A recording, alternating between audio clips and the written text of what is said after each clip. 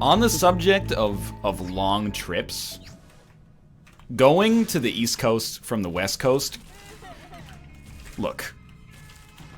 What about it? I'm taking an airplane, all right? That is privilege. I don't want this conversation to be about how expensive it is to travel and then, oh, travel is so luxurious, but there's minor inconveniences. But still, going from the West Coast to the East Coast sucks, dude. Our flight to get to Boston it leaves at 9 a.m. Vancouver time. It's like 5 hours of flying time. It gets to Boston at 8 p.m. Boston time. The whole fucking day is gone. It just gets sucked into an ether. Like, we're basically getting into an aluminum time machine and then waking up someplace else. But then on the way back, it's awesome because you go the other way, and we're leaving at like 3 p.m. and landing at like 2 p.m. So that's beautiful. You get it back on the other side. But I love that. Like, on the way there, it's horrible, man. Well, yeah. You know, you guys wouldn't understand. I drove to PAX 2 years ago. He That's did true. do that. I remember was there. that, yeah. You know, it was okay. Actually, the drive back sucked a lot more. Or whatever. I don't know. It's just like, it's because like you're driving through there, you're like, oh yeah, I'm excited. It's gonna be exciting. Yeah, exactly. Yeah. Driving back, you're like, oh, it's over. over. I'm tired. Fuck. Yeah. Tedium just sets in. Well, it's only No like adrenaline for you anymore. 11-hour drive or something, right? 10 hour. Yeah, it's pretty. It's pretty long. It's pretty ridiculous. It's okay. Well, I mean, when I drove to Saskatchewan, I only had to drive the one way, but it still sucked. That was like just over 30 hours. Yeah, I mean, our mutual friend drove from, you know, Hamilton, Ontario to Vancouver, BC, which is like, it took him like 6 days of driving. What? No way. What a pussy. I mean, he was going, at least according to the way he told me. It wasn't like he was dilly-dally. I don't know. I drove 3,000 kilometers in 2 days, so... That's a lot. Yeah, it's a lot. Do you guys get like a sore foot when you drive? Not a sore foot so much as the part of your ankle that connects to your foot. There's like a tendon starts there. to get like you want to rest it somehow else. I'm with you on that. Honestly, I thought cruise control was for pussies. Lately, if the drive is over like 2 hours, I'm all about putting that cruise control on the highway. You just put on the cruise control, hit, 110 kilometers, put your eye mask on, and then go to sleep. And then by the time you get there, you know that is a thing that'll happen soon enough. There will be self-driving cars. We'll just get in their car and go to sleep. Yeah, dude, it's gonna be sick. I can't wait. I had a dream about that the other day. It actually scared me. Like, I kept having this vibe of like, wait, I'm not steering the car? Right, yeah. This is horrendously wrong and I'm about to die. And I was in that sort of dreamy place where it's like I couldn't quite conceptualize why it would be okay for me to be in a car that I'm not driving. Moving. That's got to be one of those things where, like, it's probably going to be illegal to be asleep at the wheel for, like, 20 years after self-driving cars become commonplace, right? Probably. I probably should be. But, like, our kids, or at least our kids, are just going to be able to be high as fuck on legal weed while also inside of a moving automobile. The future of the liberals. Of course, that nobody will have a job at that point. Because the robots will be doing everything. And they're going to be growing muscles on robots now. That's too far. I read that today. Muscles are our domain. Muscles. No, so here's the thing. Westworld is not fiction. Okay, explain. Because. All right, well, you know what? That's a compelling argument. Bake them away, Toys. Well, no, I mean, like, AI, it's slowly getting there. I thought we were talking about Westworld. Yeah. AI is a totally different movie. Don't start me. They're developing DNA-powered computers that self-grow. See, that just doesn't make sense to me. What does that mean? No, a DNA-powered computer. Every time there's a decision that a computer would have to make where it goes either left or right, it goes both left and right and continues down that path in every possible way. We're talking about evolutionary algorithms. We're talking about literally DNA-powered amino acid. Okay, but like... organically growing computer! I'm back to question one, though. What? Which is that I'm Yeah, I'm still confused about this situation. They're They can growing s- organic computers. They can store information on DNA. Actually, I saw What's your problem? they stored an operating system and a movie on DNA, and there was no degradation. Degradation. Sure, yeah. Degradation. Yeah, you got it. Degradation. That's pretty At cool. all. Degradation. It's wild. They said they could store like the whole fucking internet in a cup of DNA, the size like a yogurt cup of DNA. This did I it can have to fill up be a a yogurt cup of cup? DNA. This is where, like, right now, we're at an awesome point of technology. I have a hand. I use that hand to access my cellular phone. It's other it's things. wonderful. What I worry about is when you start talking about, like, oh yeah, we're gonna start printing software on DNA goop, and then I'm like, this is H.R. Geiger. This is now how the xenomorphs come to be.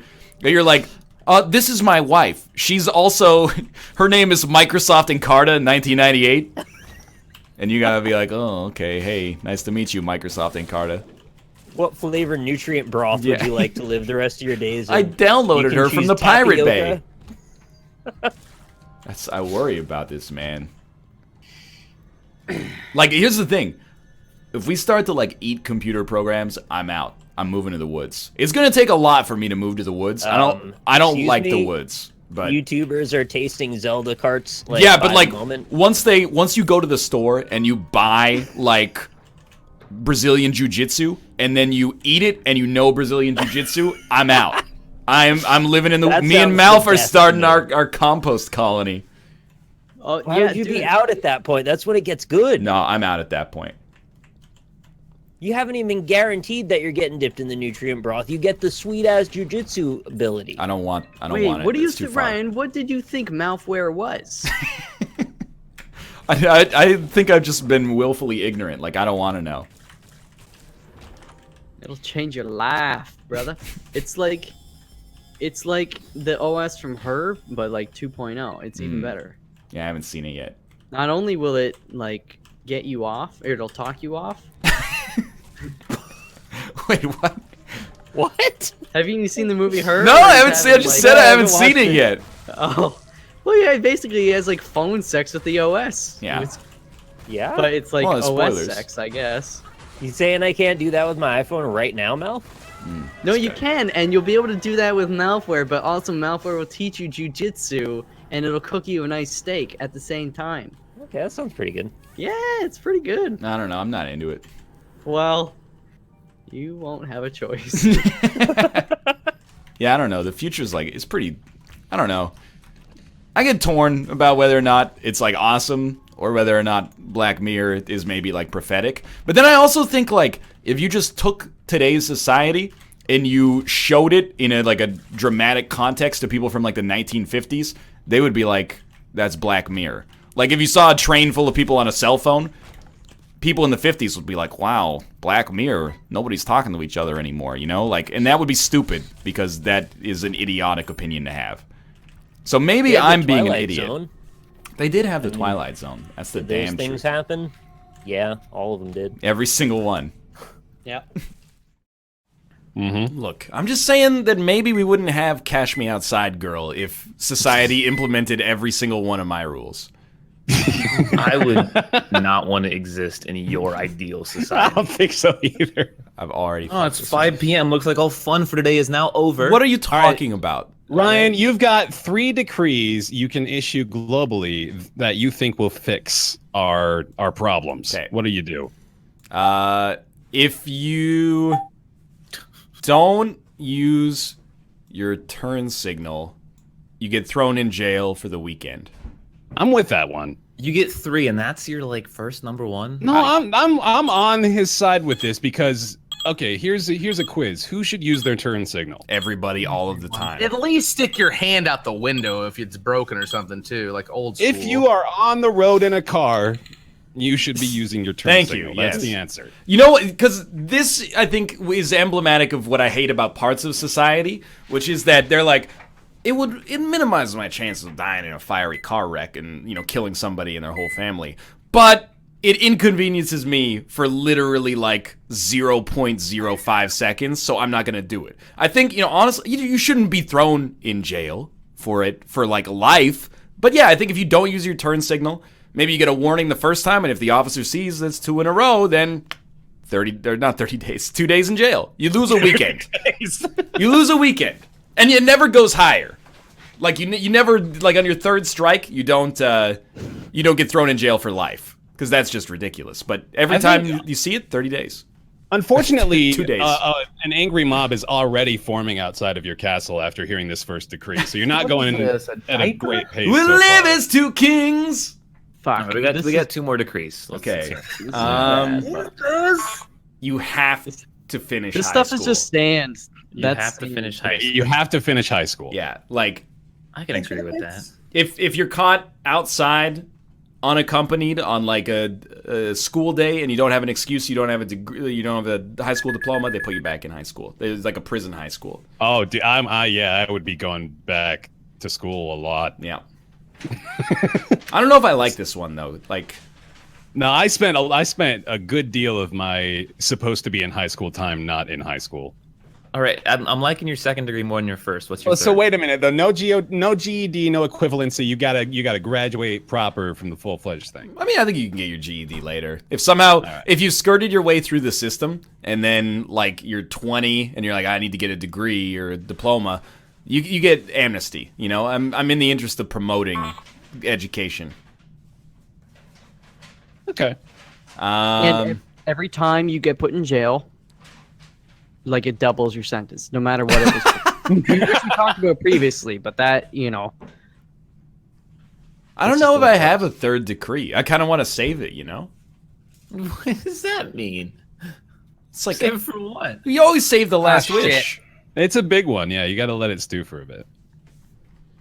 I want an answer on my desk by the end of the show, though. All right, I'm thinking about it. Like, I'm trying to think of what annoys me the most about society. And there's a lot. That's a good line of thinking to go down, isn't it? I really No lying. well, come on now. I really don't. The signal thing. If people are like, that's not fair, well, just use your signal. It's no No, problem. that one, like, I have no sympathy at all for that, because if you're in a car, you should be able to use your turn How signal. did you get that, you gods? Okay. That's pretty good. Everyone's like hard, jaywalkers, it's hard. deli meats. No, these are fine. Like, I decree 3 more decrees. Oh, yeah, that's right. I need to I'd save my last wish to wish that I had never made these decrees. It's like the perfect monkey's paw situation at the end. Sure, yeah. I wish I never met you, Genie, etc., etc. So hard. Like, I have gotten angry at friends for not using their turn signals, and they thought I was joking. It annoys the shit out of me, quickly. dude. Yeah. So I rage-inducing. get so mad at people who don't wear their seatbelts, even my friends. Oh yeah.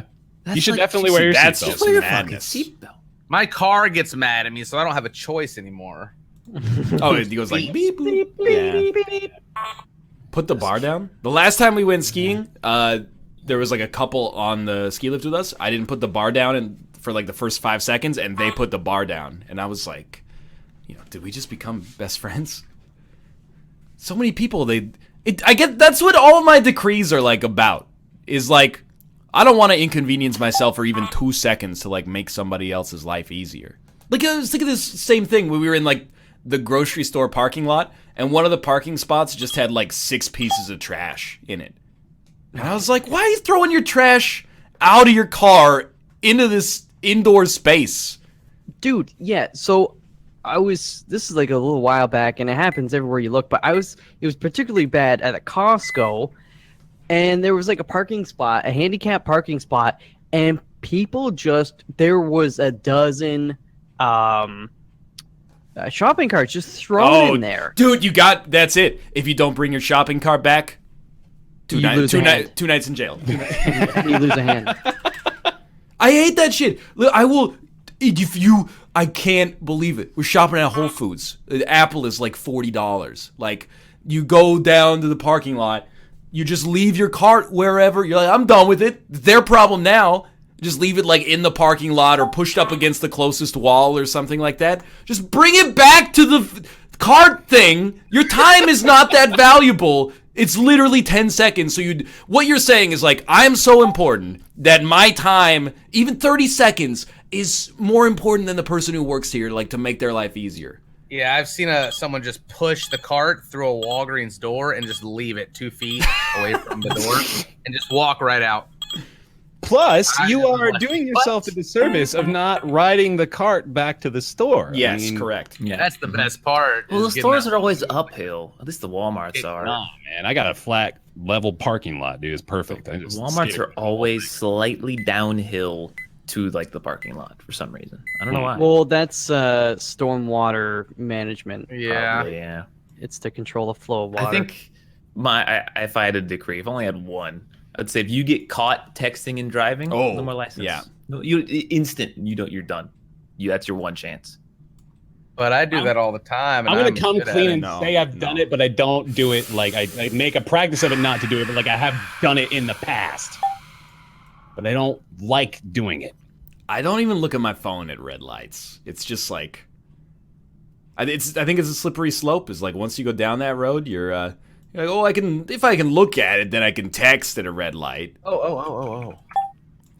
I just want to like I want to come clean on these things that I know we're trying to make it sound like we're not the bad guys here, but I've been a bad guy in the past. do unto others as you would do unto, like, if you're coming out of that Costco and there's like a shopping cart like right up against your car, it just like, even if it's not touching, you're like, well, fucking asshole, right? Mhm. So just, and don't do that to somebody else. Like, that's Leaving the garbage out in the parking lot is like, man, people can see you. You had to make a conscious decision that you were going to be okay with people looking at you dump a bunch of shit out on the ground and then leave. Like I would be tearing All myself the up about time. throwing a banana peel out on the highway. Yeah. I don't get it, man. The cart thing and like littering in a place that has garbage cans are two things that just blow me away. It's like literally you're saying it's not worth following the rules of society if it's gonna not even inconvenience you. It's not like you're holding 12 things. Or like, oh, I was gonna put the cart back, but then I got a call and I have to get to the hospital right away. I'm a very important person. yeah. Burger King's gonna stop making sandwiches in 2 seconds. I stepped in a freaking a wad of gum at PAX last weekend. Yeah, that's in the convention center. Now, don't throw chewed gum anywhere but in a paper towel in the garbage. But no, wait. What if the person saw a game so amazing that their jaw dropped and it just literally fell out? Only Like, at tongue- PAX, great right? try, great try. You know. Fuck. Yeah. In the UK, you have to put $1 into the cart thing. Yeah, sometimes we have that. You have to put like a quarter in. But I think at a lot of places, now that everything's like electronic purchases, they just got rid of those because people would be coming up like, I don't have a quarter. Driving sucks. It's okay, but like, I just hate people. I'm so ready for self-driving cars. Like, Yeah, I'm glad we're in that range of we're gonna have those in our lifetime at least. Have you ever had the thought when you've watched a show like The Walking Dead or like any kind of show where there's just nothing but desolation and wrecked cars everywhere that like, wouldn't driving be amazing in that oh environment? yeah, dude. You could just go great. anywhere. I mean, there'd be nothing there when you got there, but you could go anywhere. I guess it would be a pain in the ass to get gas, though. Yeah, but you gotta hope there's a few of them out there that just haven't been overrun by zombies, and you could find it. You get free gas, just gotta stop and not die. Yeah, I mean, it's kind of scary to drive at night because animals jumping out in front of your car. That's a thing that happens more frequently than people expect. But like when it's like 1 a.m. and there's like nobody on the road, it's great. That's the ticket right there. It is the best feeling. Even that highway into Atlanta, oh my god, I could drive anywhere. Wait, no but- anxiety at all. Wouldn't it be horrible, actually, though, because all of the freeways would be jammed with cars? No, they're going out of the city. If you're going into the city, you're fine. Yeah, but what if you ever want to leave Atlanta? You pick a city, you stick to it. Okay. Oh no. So You gotta have the commitment to main this. benefit of the zombie apocalypse is when you want to pick a get city. to a city, it's going to be easier. Once, yeah. Once, yeah. But you get that time to just enjoy Right, your yeah. ride. I guess that's true. Or you could just drive at night. Right. I mean, you could fly in as well. That's the other, like... Yeah, but Yeah. the Z's are more prone to hear The you at night, I Zs. think. The Zeeks, the, freakers. Look, Nick, he's buying stock in zombie Wait, katanas. So. Chad has, Don't even start on the zombie katana! Chad has a great point. When you leave, you could just use the same road that you took on the way No! That would be in. You illegal. could, if there's no other people, what's to stop you from like driving in the other direction, Because right? there's Rick Grimes. He's a cop. I guess you'd be embarrassed, like if you met somebody. They'd be like, "You're on the wrong side of the road, you dummy," and then you would kill them The and guy take with their a canned crossbow and beans. he's chasing after you. Judge Malthus? I think I would trust, if any of us had to be a judge, I think I would trust Malth. I would trust him too, because I've been playing pub with him, and he was talking about just raising chickens and Yeah, He loves talking about on that. plants, he's on the level, dude. sorts of stuff. I think he would be merciful and yet firm when it counted. He drives 60 miles an hour and is so careful and smooth when he's Yeah, I driving. hate that as well. He need to run somebody over, but he's not going fast enough to kill him. So it's just like, you have hit them with the car. So many times I've died in his car. Like one of us gets shot and we're like, go, go, go, and he's driving in like first gear, like, what direction? Let me pull out the map here. I don't respect it, but god damn it, I respect it. That's a problem in some places. I've been watching this Australian trucking show. Right, I yeah. mentioned it prior, and I watched part of season 2 last night, and I found out that when you're way deep in the bush, one of the things that happens is you'll occasionally, with your truck convoy, you'll hit a kangaroo, but it won't die. Oh boy. So then you've got to that's get it on the next bad. pass, go back, and fucking kill it. Yeah. They just Sometimes run over you its gotta head. Wow. get it deep in the bush. When you're deep in the bush For that. and you're dying, there's only one way out, and that's to be run over on the head. That's pretty brutal. That is pretty But they have to end the brutality. suffering, and like the trucker knows that's what's Oh, got to yeah. be done. Yeah. They don't like doing it, but it's life. You know, stuff I never would have thought about. I've never been an Australian trucker, and I have a lot more respect now for all the shit they go through. You know, That's when life. self-driving cars come out, I'm just gonna run over the wallaby. Like, there's not gonna be any room for human pathos. The scenes from Logan made me really scared for self-driving cars. Actually, There are scenes of self-driving cars in Logan. Yes, Why? and they are giant like trucks, like the actual brain in them. So What? yeah, What has so a they're brain? giant like trucks. With a brain in it. No, it's a computer truck. I'm saying I trust the brain a little more than a human Oh. because, yeah, I don't want it just to be like, get out of my way, I'm coming. Ryan has some interesting Sure. thoughts about that, actually. I trust the computer way more than a human brain. Not yet. Those things were not slowing down in Logan. They were just like, But get I out of the think way, that warning. there was an implication that they had been tampered with. A question that remained unanswered throughout the termination of the film. So this is a story about self-driving cars? I thought it was about Wolverine. actually about Elon Musk. Shit. Elon Musk is the villain of Logan. There's Should we get in like the Jeep or loot something first? We should get in the Jeep. get in a Jeep, you know. I mean, there's like Oh, there's a dude like right here. just run. Don't try and punch him, Ryan. Run him You have over, to run him fight. over, run him over. He's running for the running Jeep. to- He's running for the Jeep. It's not gonna get the Jeep. I landed right on the Jeep. He's running for the Jeep. I have to try. Where is he? Where is he? Okay, I'm getting in the car. I'm getting in the car. Oh! I knew. Why? Did he Austin. run you over? I'm running them over. You're fine. You're fine. Did Austin run you over? I'm running everyone over. I'm running all of them over. Somebody get over here and resurrect There's a dune buggy heading towards me. you It don't guys. matter. Get over here, resurrect me, or I'll be dead for 100 years. Somebody say. That's you, Mouth. Mouth, you get over here. Resurrect me. This is a car battle. He's gonna flip my car. Austin, I actually hate you right now. Right, Austin, I'm you have to coming save over him. as fast as I can. You're fine. You're fine. I'm hitting them all with the vehicle. They're all dead. Okay, I'm coming, Ryan. Oh! God.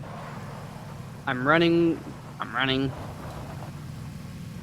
Oh fuck!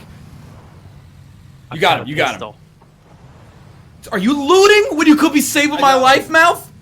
No, I landed on the building. Like, Oh, I guess I'll just tell Death to, fuck got off for another another shot. 20 minutes. You're Oh my little god! mouth. What the fuck? I'm not the one who put you in this situation. This is the worst team player of all time. Thank you, Josh. You understand what it means. This is me. You... Whoa, just careful, dude.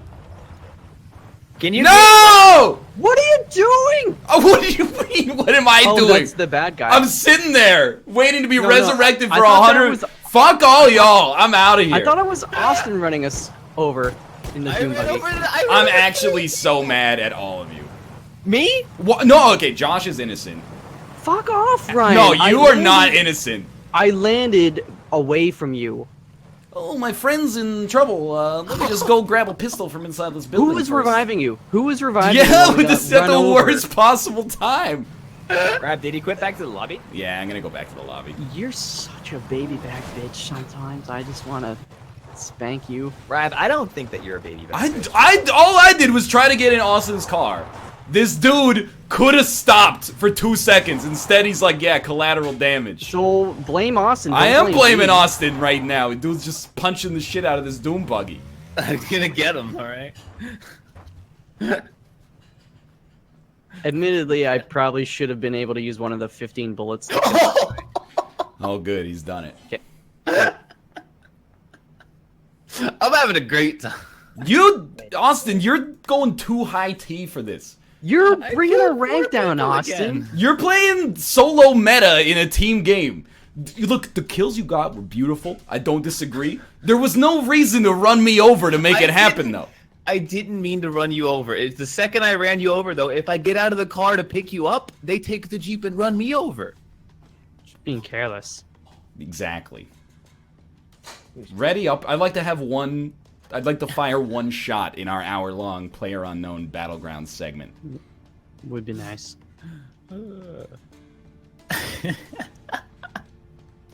You crossed in front of the car? What am I supposed to do? There's Nah, big blue fuck me icons on the map and on your display. And I said in advance like 30 times, I'm gonna get in. I'm gonna get into the car. Meanwhile, everyone's shouting, don't punch him, just get into the car. Why did we go where all the people were? Everybody hit ready up. There We weren't landed that... in the middle of nowhere. There was Hit 4 ready people up! there. I readied. I'm... Oh, fuck. It's not jaywalking. The car wasn't even on the road. It's not jaywalking. Look, He was driving. I didn't mean to hit you, but the second I hit you, I could not do anything until I killed the rest of the people. Josh is there. the only innocent man, as far as I'm concerned. Oh, shut I landed on the other side of the river. I'm not saying I'm innocent. I did walk in front of the car. You didn't think the car was gonna hit you. I had a the feeling driver that on our squad. my Austin would not accelerate through the There was body. a dude directly behind Then me. so just I let me started- get into the car. I'll get in the car. We'll run over people together. You don't have to run me over just to get another kill. Freaking Mouth's over here. Hey, buddy, can you drive me to the hospital? At the house. Sure, but I found went- $1 on the ground 300 yards away first. Let me just pick that up. Yo, mister, stop skewing everything. I landed at the house. I literally had to what? run through it to get to you. I picked up a gun on the ground on the way, which could have helped. And then I would have saved you had the maniac not been driving around chasing Austin. Josh, you're an innocent boy. You're No. an innocent boy. I'm Josh not. didn't I'm not bring a wholly gun. innocent. Josh is innocent. That's true. Stop jaywalking, Ryan. You got what you deserve. It's not jaywalking if you're not on the road. It is on this land that got rules. Oh, wowie. Alright, so I don't get to drive, Mouth doesn't get to drive, and Austin doesn't get to drive. Hey, no, I drove superbly. I'm a great driver. Austin is now supplanted. Josh is the I new driver. drove superbly. Don't know. You crashed my vehicle. Ralph, did you get a chance to drive? Yes, I Yeah, drove in the first that must run. be really nice. That must be really nice. I got the vehicle, of course. I didn't get a chance to drive, but no, Find a that's, vehicle with your own 2 eyes. must be nice. My brand. Alright. This We got fucking this lunacy. one. We got this one. Why is there? He found the Jeep. And Ryan is definitely not driving. I don't want to drive it anymore, honestly. There's a lot of pressure now. I'm like a great driver, honestly. No, I found it. I'm driving it. If I flip it, then you can flip on me. I was driving great earlier. Jeez. Alright. Let's let bygones be bygones. You're gonna be bygone from this world if you don't toe the line. I just wish, like, Austin hadn't run me over. That's That could the be last bad. thing I want to bring up is I just wish Austin hadn't run me over and instead offered me the courtesy of living this life I was given. Yeah, I'm parked on the other side of this fence. I'm en route. I'm coming. Since Ryan's 800 years in the past, I'll look at the building really quick. Ryan, you're not I'm just moving. talking I looked in I'm there, right there's not here. much. No, I was watching you. There's You're going the guns. wrong way. Dude, there's guns No, over here. no, come save me. I don't want you to get Well, a gun. if you were dead, I would prioritize it. If you're just sitting there in the Jeep, I'm gonna go get dying of bullets. boredom in this car turned off and not even the There's radio's some empty on. cans over here. Stop it! There's so much stuff in this town. So much. I preserved you, Josh. You're safe. Austin, look at the zone though. It's pretty close. Yeah. Hey, we're good. Let's go. Let's go. All right, I'm starting to feel the joy again, the joie de vivre. Though I got a lot of comments when I was speaking French. I mean, I was doing it. I understand, by the way, that when a lot of people like they speak French or they speak a language that they're not very good at, but they're kind of trying to show off a little bit, you know. If you're like, excuse me, où est la piscine? You know, you're like, you really got to go swimming. There's a reason that you're talking in a language that you're not that familiar with. If you're just going, oh, voulez-vous coucher avec moi ce soir? Then maybe you're putting on airs. You know, maybe you're trying to seem smart. I wasn't trying to seem smart. I was just trying to crack a joke. But then got so many comments from people that are like, it actually hurts my ears to hear Anglophones try to speak French. Well, all right, next time I'm a tourist in a French-speaking country, oh, excuse me, sir. I do declare, I'm here in lovely Paris. Could you tell me where I can find a Chesterfield, please? A Chesterfield is Canadian slang for a couch. Why am I looking for a couch in Paris? Oh, you don't listen to Parisian Chesterfields, the best Pink Martini-esque band of the century? Proptosis is dynamite. What do we got here? No, it's specifically to annoy, effectively, is the purpose here. You gotta, like, hear me out. I really genuinely, and if you're studying language to some extent, not linguistics, but literally like a foreign language, I don't mean to put the fear of God into you. Kate studies Japanese, and I'm very grateful that she does. I mean, she's bilingual with Korean and English as well, but I'm very grateful that she's taken it upon herself to study Japanese, because we go to Japan, she handles everything, and I am basically reduced to the, you know, independent state of a young child, but still, I just go, I'd like a hamburger, please. Sumimasen, hamburger. Kudasai. You know, that's the best I can do. But we all know, right, that, like, we're actually in, like, the last era before universal translators become a thing. I'm not trying to say that there won't be a reason to have great interpreters. Like, you don't want to test your robo-interpreters at the UN. You know, you want to make sure you've got someone who understands nuance in that situation. Well, I really do think that we're in this era that's probably like, you know, within the next 20 years, and that might even be modest. People get really mad at you when you're modest about future proposals, but that's another subject altogether. But, you know, that's coming, right? Like, with all the problems we're solving here, we got rocket ships that can sometimes land back on the platform that launched them. Universal translators, they're coming. So, I mean, where was I coming with this? I was just saying we should enjoy the fact right now that people it's flattering that they learn your language. You know, you should, anytime you see somebody that's attempting to speak your language, if they need your help or they want to connect to you on a human level, you should be happy, because in like 15 years, I think is going to be like 1% of the population that's even going to try. Because why would you, right? It's like we're in the... People, when I was growing up, you know, every generation, I think, especially when they reach a certain age, thinks that, like, they're the most modern generation that will ever exist. Like, when we were kids, or not kids, but, you know, young teenagers, we were like, man, there's gonna be no social causes left for us to champion by the time we reach the age where we can vote, you know? It's all gonna be sorted. Turns out, not all sorted. Probably. But, regardless, you know, we're actually, I think... Our enduring legacy is we're going to be talking to our grandkids and we'll be like, yeah, when you were 16, you learned how to drive. We didn't have self-driving cars. Check this out. We had to take foreign languages in high school. Why didn't you just use your universal translators, Granddad? Oh, you sweet summer child. You don't understand. We actually had human beings. We had meat that translated words that mean the same thing in one language into words that mean the same thing in a different language, just so somebody could understand you. Oh, Papa, that's so archaic. Tell me more about the before times. Well, the oceans hadn't been completely reduced to acid at that point, so we were still able to just put a little hook in the water and catch food. You got food from the ocean? Was there a Monsanto lab under the water? No, there was not a Monsanto lab under the... Well, maybe, but... Okay. You get see that's my brand. My favorite TV show on HGTV. That's my brand. At first, it seems like the future is so bright, and then you're like, oh, I mean, we do all live in underground bunkers, but on the other hand, universal translators that you can use to, you know, coerce bandit parties into giving you all of their resources.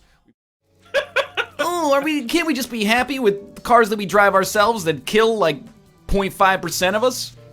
I'm not happy with that until I get my own Hyperloop.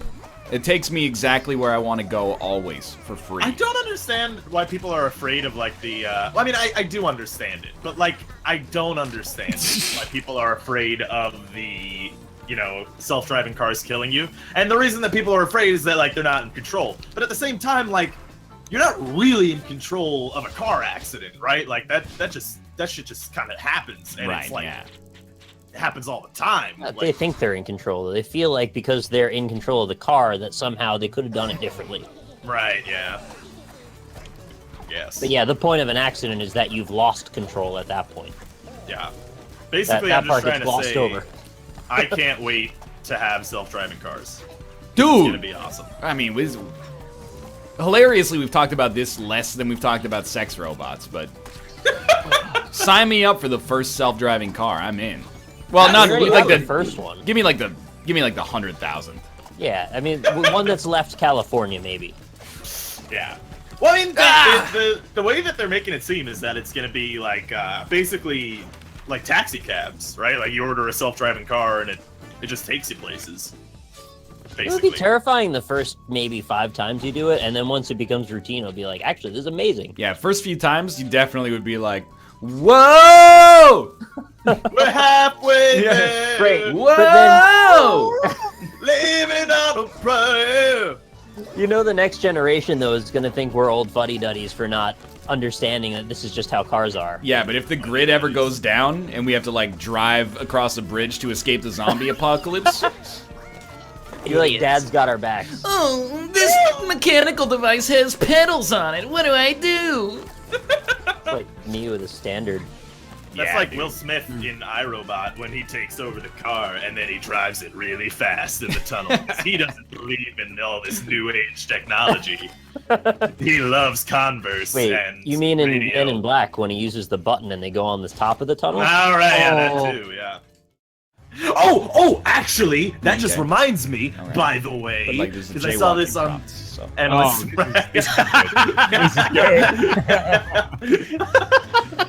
A new traffic law that really needs to happen: euthanize all jaywalkers, or jaywalking isn't a law.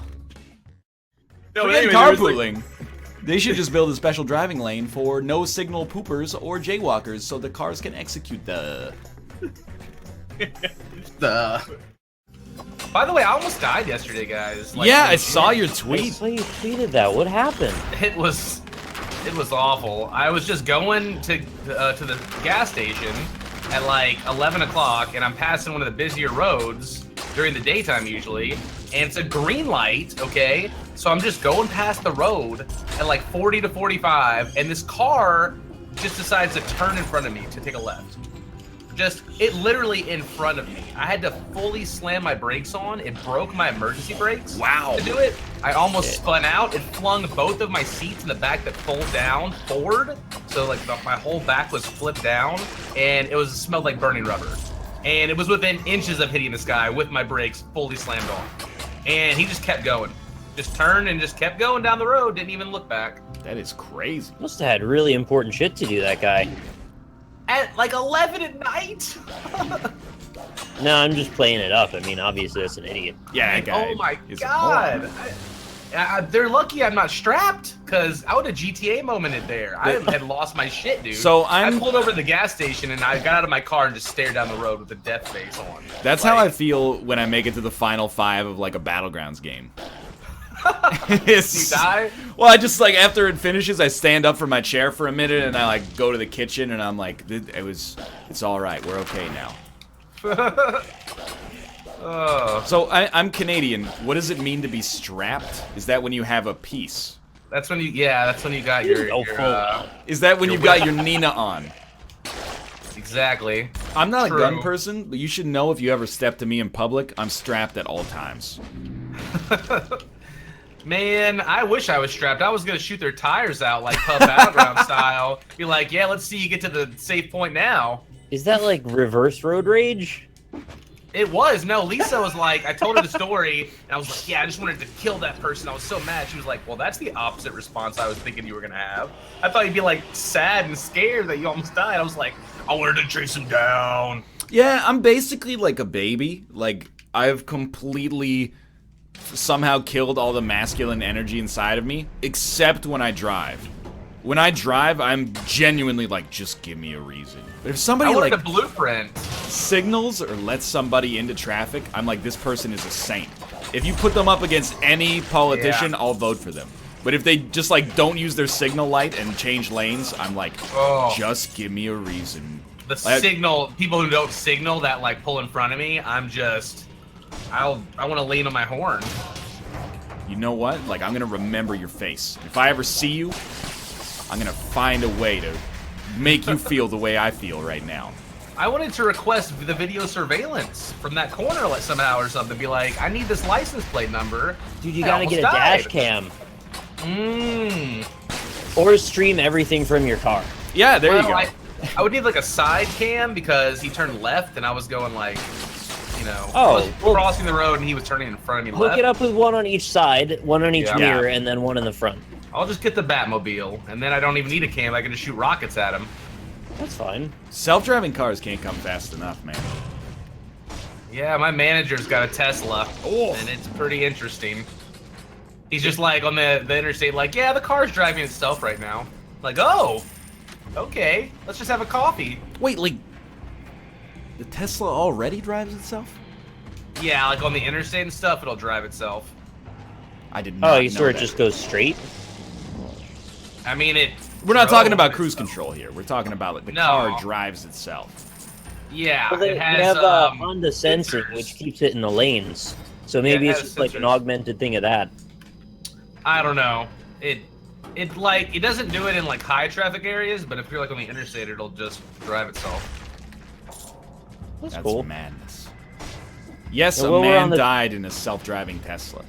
Well, you know, men die in non-self-driving cars all the time as well. I need to see some comparative analysis before I get too bummed out about it. Yeah, let's remember Logan over here with the trucks. Scary. You know, I have a dash cam, actually. Whoa! Yeah. Like that's meant to record, or that's just part of the car features? I always kind of pegged you as a walker. Nice. I prefer to take public transit wherever possible. There's a couple of valid reasons for that. One is Vancouver driving is like a little harrowing. At this, I'm desensitized to it, but it's like a little. People are not good drivers. Like every day, there's a new like viral photo of like someone with their learner's permit smashing up a Lambo downtown. So, like it's pretty wild. Ours are of people shooting guns at each other. See, that's definitely worse. It's more exciting though. It's pretty exciting. And I like to then live dangerously. The other thing is like, you have to pay for parking downtown anyway most of the time. So if parking's gonna be like $4 an hour, the public transit here is $2.75 per zone, which is like enough to basically make it a wash. And then you're good. Like you don't have you got no responsibilities. You go, oh, if I want to have like 2 beers with dinner, I'm good to go. Yeah. Do you guys think I'd be capable of having road rage, or do you think that's not my thing? I think you're very passive. I don't know. But I think if you like snapped in road rage, you'd definitely murder the other guy. You'd go postal for sure if you went there. Yeah. So you know either that super crazy or nothing. The day when I was coming back, when I had to go with my mom to the hospital, she had a migraine, and I was driving her home, and I had gotten no sleep. You know, she was not in a good place the whole night, and it was like the next afternoon, and my town is like really touristy and bullshitty and fills up with people doing nothing and freaking gawking and standing around. So I was just like, I had enough. And when I had to drive for 15 minutes through what should be like a 30-second road, I was like ready to flip out. Nice. And then I finally got off the road, and then there were people crossing in the crosswalk, and I basically just like buzzed them. I was like, fuck this. You're all gonna die. I'm not waiting for you anymore. Oh, Lord. I don't even want to drive anymore right now. I'm like, I'm about to have a kid, you know? I'm not trying to get, like, clipped real quick. By the way, I'm not proud of that. It was just like, I guess I have a limit where I just have an anger problem. Jeez, that's scary. My mom was like, you know, you gotta yield to those people. I'm like, I fucking know. I just can't handle it. I like narrate my driving, but it's not like, you know, hey everybody, welcome back. It's like, well, look at this fucking idiot. Look at this. I bet he's got, yep, there he goes. Look at that. Of course.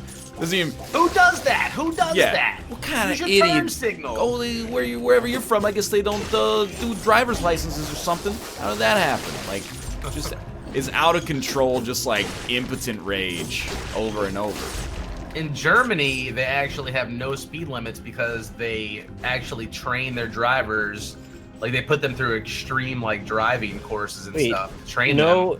Anywhere? I thought it was just the Autobahn on the highway, yeah, the Autobahn. Yeah, okay. The whole country is the Autobahn. But it's because they also put a lot of money into their roads, and their roads are so nice, too. Yeah, no crumbling infrastructure over there. Yes. Bernie, be proud. Very, very crazy to think of. Like, there's just people on the highway going 130. Nobody cares. Just completely normal. And they have less accidents than we do, too. But the point is, one day, I will post dash cam footage of me either getting killed or killing someone in this car. And I'm pretty excited. Kill or be killed. I find dash cam, there's like dash cam YouTube channels, and I find them inherently very, like, cathartic to watch, but also incredibly dishonest. Because no one's ever gonna upload dash cam footage of them making a mistake, right? Yeah, or of them being a dick to somebody, too. Yeah, it's always like, hey, look at this idiot! And you're like, wow. Thank you, Vancouver Civic Bro, for the upload. I can't believe all these idiots are out here driving. And I'm like... It's just like cops, man. You never see anybody not get caught on cops. They always get away. Can you just do a channel where nothing eventful happens at all? Dude, that would be like a really interesting like ASMR. It would just be like, here's an uneventful drive. I got a survey, like a legitimate survey, because I know when you say like I got surveyed over the phone, it's like a scam basically. But no, we own a Ford automobile.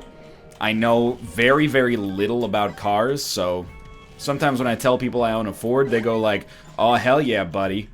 Thanks for supporting American motorsports. And I go, you're welcome, but I don't know what you're talking about. And sometimes they go, wow, why didn't you buy a Mazda 3? And I go, I don't know. That's a good question. If someone had told me you're supposed to buy a Mazda 3, I would have bought a Mazda 3.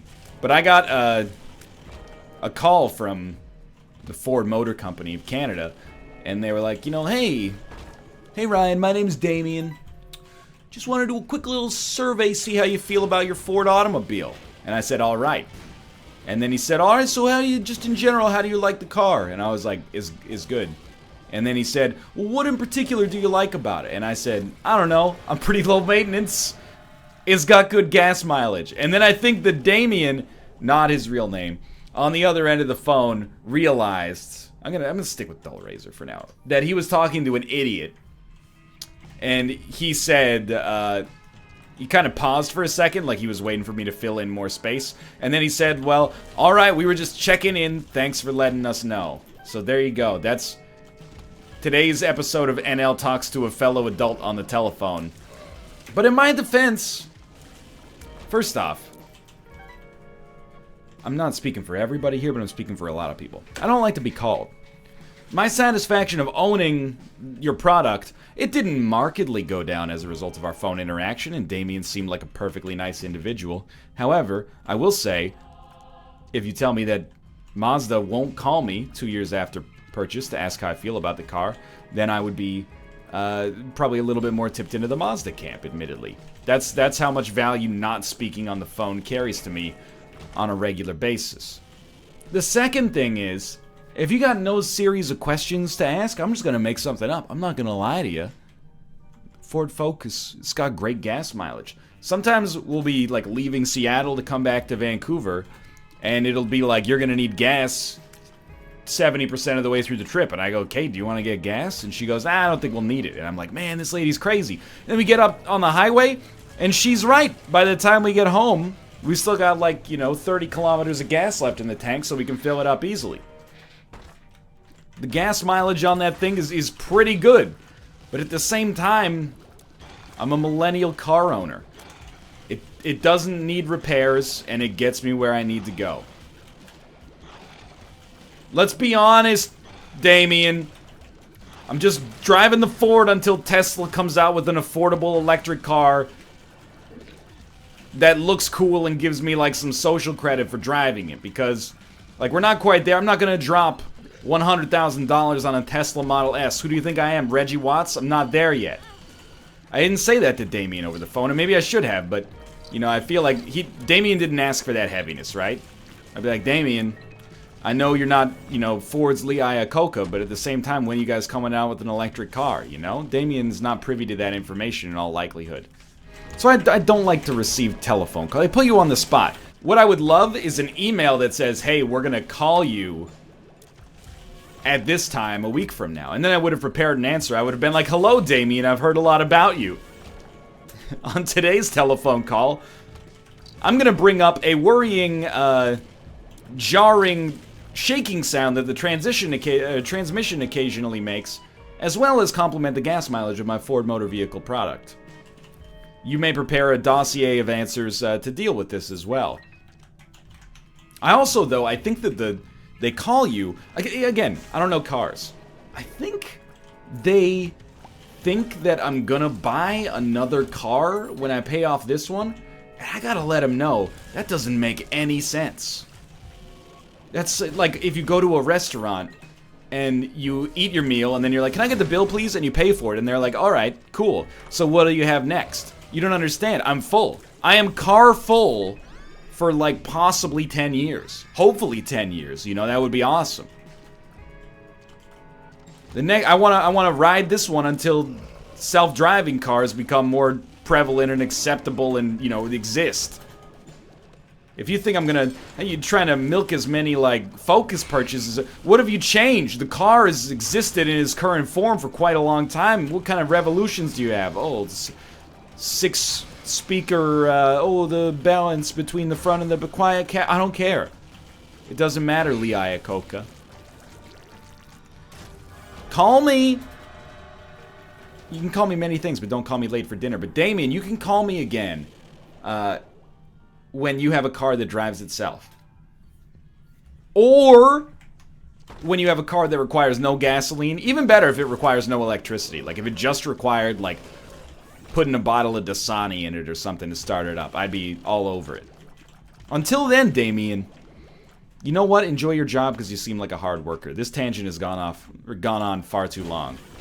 You know, the real reason to learn how to drive is that one day you might be the oldest person on Earth. You might be the only person from a generation that existed before self-driving cars. And then if a big freaking, like, solar flare hits Earth and short circuits all the electronics and sets us back to the Stone Age or something like that, at least... Well, most of the cars will not work because they have, you know, onboard electronics as well. But if you find an old enough vehicle, you will be the lord of the land. You know what? Endo and the Wiz just subscribed with Twitch Nice. Prime, so Nice. thank you. Yeah. Great name. Endo and the Very- Wiz. Classic. Endo and the Wiz. It's Endo and the Wiz. And the weekly top 40, brought to you by Rick Weekly Top D's. 40. You gotta have like that's a staple radio element is to repeat the same line 3 octaves pitched down. No, not like that, but like it's immediately following it. You like say something, say something. Yeah, right. Monday. It's time for the hot mom check-in. It's more like monster truck rallies that we're kind of getting into now. to be There's- honest. Yeah, a little bit. There's like an edgy Vancouver radio station that does that, and I hate it every time. They always like, he's not afraid to cross any boundaries, and then he goes like, hey, what's up with the traffic in the city? I mean, won't anybody who drives a car but me just die? Well, and then you're like, this guy's just an idiot. So, you is what you're saying? Yeah, it's just like a based on his, louder like- version of me. Jaywalkers should die. 97.6. Def Leppard. Endo and the Wiz. Well, I like most Def Leppard. I can see that. Most Def Leppard, yeah. If you are, maybe you're watching this and you don't have your driver's license. You're either too young to have your driver's license, or you just haven't prioritized it for whatever reason. Maybe you're scared or anxious about driving. I'm here to tell you something very reassuring, I hope, which is that you being anxious to drive is exactly the reason I want you on the road. I mean, this is, I want you to know that when I was a kid, well, not a kid, let's say, when I was a teenager, the concept of self-driving cars did not exist. I don't think I heard the phrase self-driving car until I was like, you know, in my early 20s, maybe. We were still stuck in that 1980s flying cars. Well, when is Chevrolet gonna come out with the flying car? But, you know, maybe now these days you're like, I'm just gonna wait for the self-driving cars. It might be 25 years until they hit like the public zeitgeist, but that's not that much. You know, I'll be 40 years old. Not me. I'll be long dead from climate change by then. But you guys hopefully will still be trucking along, keeping the human race going, at which point, you know, maybe self-driving cars will become a thing. No, I mean, it'll probably actually be the big earthquake that eventually hits the Pacific Northwest and wipes us out, but I don't know. We'll see. The point is, you become the stewards of the road at that point. But if you're anxious about driving, that's why I want you on the road. Because too many people, in my opinion, are far too cavalier about driving, you know? I've been driving, I mean, I'm 28 now. I got my license when I was first allowed to get my license, so I've been driving for 12 years with, admittedly, I didn't touch a vehicle throughout all of university. Or when I lived in Korea. So although I've had my license for 12 years, I haven't really driven for 12 years. I've probably driven for like 7. But I'm just here to tell you, if you're driving around downtown Vancouver, you haven't gotten a scratch on the car, you get to keep your license. It's like a freaking Crazy Taxi video game every time, but yeah, you know, one of those Crazy Taxi video games. The point is, I've not lost my anxiety about driving. I treat driving with respect, which is lame as heck, I'll admit, you know, and even my wife makes fun of me for it sometimes, you know. She'll be like, you know, if you drove faster, we could get there 15 seconds earlier. And I'm like, well, we should have just left 15 seconds earlier. And it's a constant source of, like, men are from Mars, women are from Venus sort of situation. But I digress about that. We've already gone on enough bits about, you know, the differences between late people and early people. But I want more anxious drivers like me out on the road. Confident drivers will tell you that anxious drivers are a real problem. I disagree with this.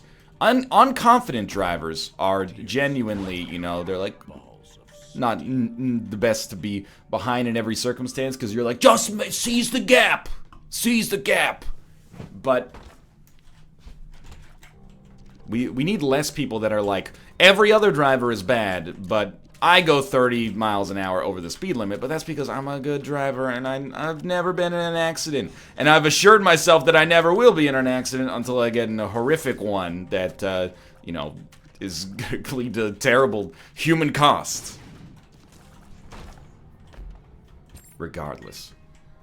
I couldn't be more excited for self-driving cars. And I own a car. I own a car that is sort of new as well. People rephrase this as me being anti-science, and I disagree. I'm more like... I'm trying to think of a more flattering way to describe it. I'm more skeptical of how quick people adopt things. You know, I'm going to be honest with you, I don't see mainstream adoption, you know, over 50% of the cars being self-driving until I'm in, like, my middle-aged years. And whenever I say that to my friends who are more forward-facing, admittedly, many of them... you know, work in tech or engineering and I guess have a vested interest in this. And they may be right. I mean, they're the experts, basically, and I'm the layperson. But they always go, what about the iPod? Yeah, okay. Well, they sold, like, 75 million iPods in the first year. Those things are $200 each. Yeah, or $300 each, maybe. The point is, they're not, like, $30,000 each. It's a little different. Not to mention, driving, for whatever reason, is associated with, like... freedom. You know, the idea that you can drive your own car. It's not just a means of transportation. It's also like, it's an identity thing. You know, nobody gets on the bus and goes, I'm a bus rider. I'm pretty close to that. Whenever I get on like Vancouver's public transit, I'm a little proud if I'm not afraid for my life based on the clientele. I get on it and I go, this is amazing. I can't believe I'm on a train. It takes me exactly where I want to go. It's like I'm in Europe or something. But for the most part, most people aren't as weird as I am, I guess, in that department. That's what happens when you grow up in a town that has, like, very little public transit, I guess. Anyway, the point is, I think it's going to take a little while for mainstream adoption of that. And that's okay. But I don't think... If you're waiting for it to hit the... You know, critical mass, I think you're going to be waiting a while. But I don't know anything, is the secondary part of this. I will buy... My hope is that, you know, we have a 2015 automobile. My hope is that that's the last non-self-driving automobile I have to buy, but we'll see. I take no pleasure... I put 100% faith in the algorithm, which sounds like the kind of thing that people say in, like, a dystopian film... before things go terribly wrong. But I kind of feel like this... I love dystopian sci-fi, but it's also, like, in some ways ruined our perception of human ingenuity, because there's never, like, a movie where tech has made things amazing, and then we go, oh, that new invention, that looks like that thing that made everything amazing. You know, we always go, Skynet, you know, Big Brother. There's never been like, hey, this machine solved all diseases. I guess the auto doc from Alien, but of course they don't go, hey, look, you solved, you know, you cured cancer with the auto doc. Instead they go, use this auto doc to rip a freaking alien outside of your body you were impregnated with against your will. There's always a dystopian bend to it, is all I'm saying. So I'm mostly like, I'm pro human progress, I think, but I'm also pretty naive. For the most part, I think. I'm gonna let the eggheads sort it out.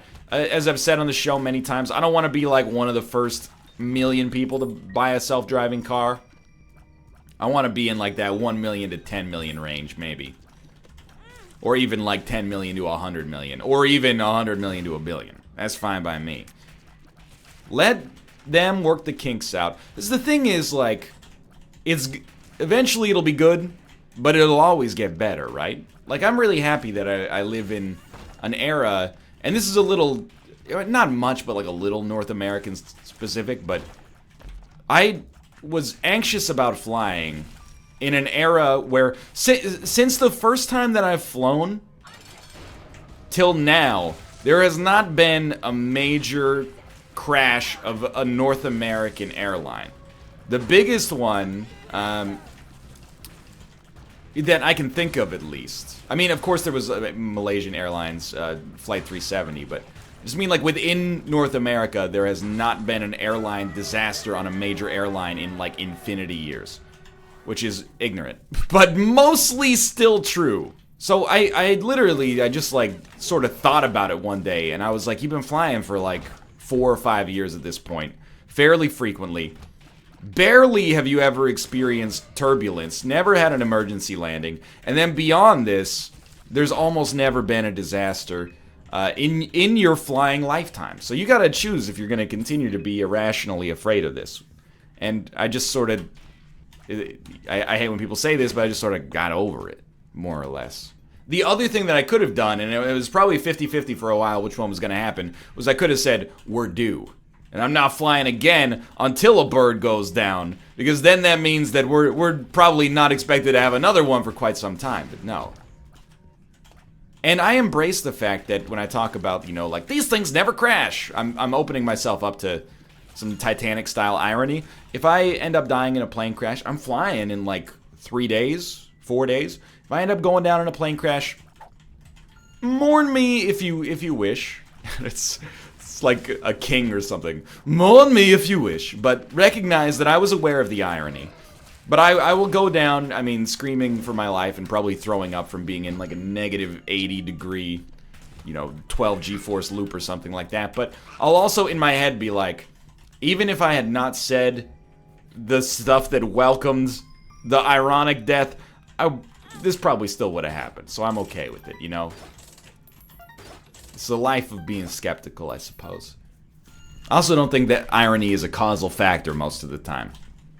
But the whole point of this is I continue into just idiocy on my own part, and I embrace the only way out of this idiocy is to finish the episode. But, you know, I'm glad that I live in an era for which aviation is quite safe. It'll probably continue to get safer, but it can't get much safer than 0 crashes, you know? 0 crashes plus regulations.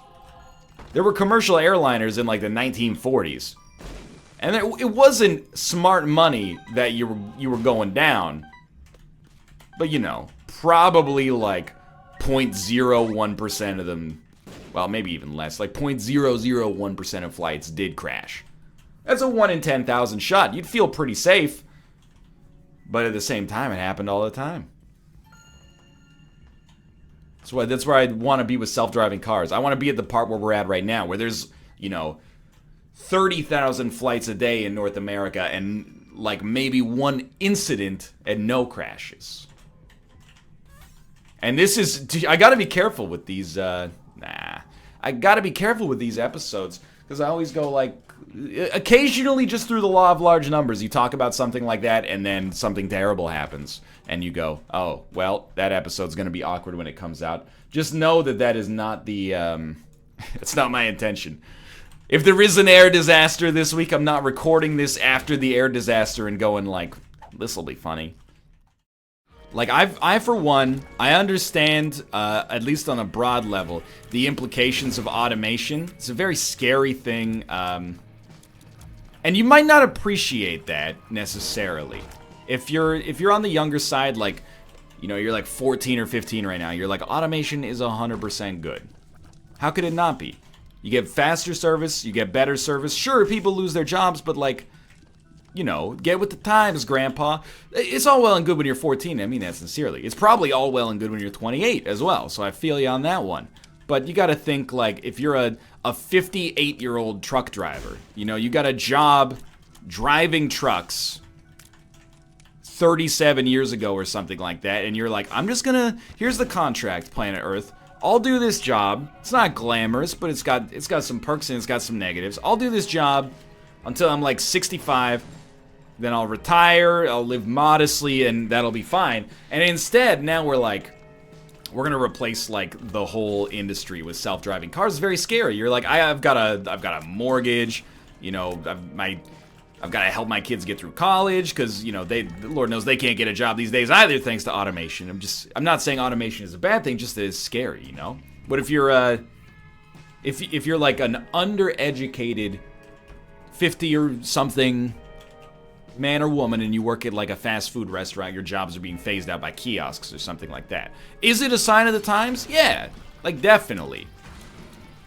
You know, progress is important. You know, we're not all using the horses and buggies anymore, and I think we can mostly agree that that's probably a good thing. But it was very disruptive to the furrier industry, I'm sure, you know, the horseshoe salesmen, horse cobblers. But you can see how it'd be scary, but, like, I, for one, am basically all for it. Because selfishly, it's going to be hard to replace YouTube with automation, you know? I think I benefit from having a very unique, not necessarily good, but very unique set of neural misfires that, you know, I think I have a unique brain that's going to be hard to emulate in a robotic level, but the specter may come for me eventually.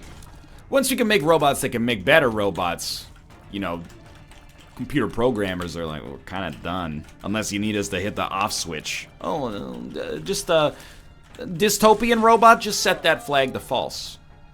Not that I'm a professionally employed computer programmer, but, you know, I'm putting in the time right now is what I'm saying. The problem, I don't know, this is good to say, but the problem I have with automation now is that there's still, like, a human element at some point.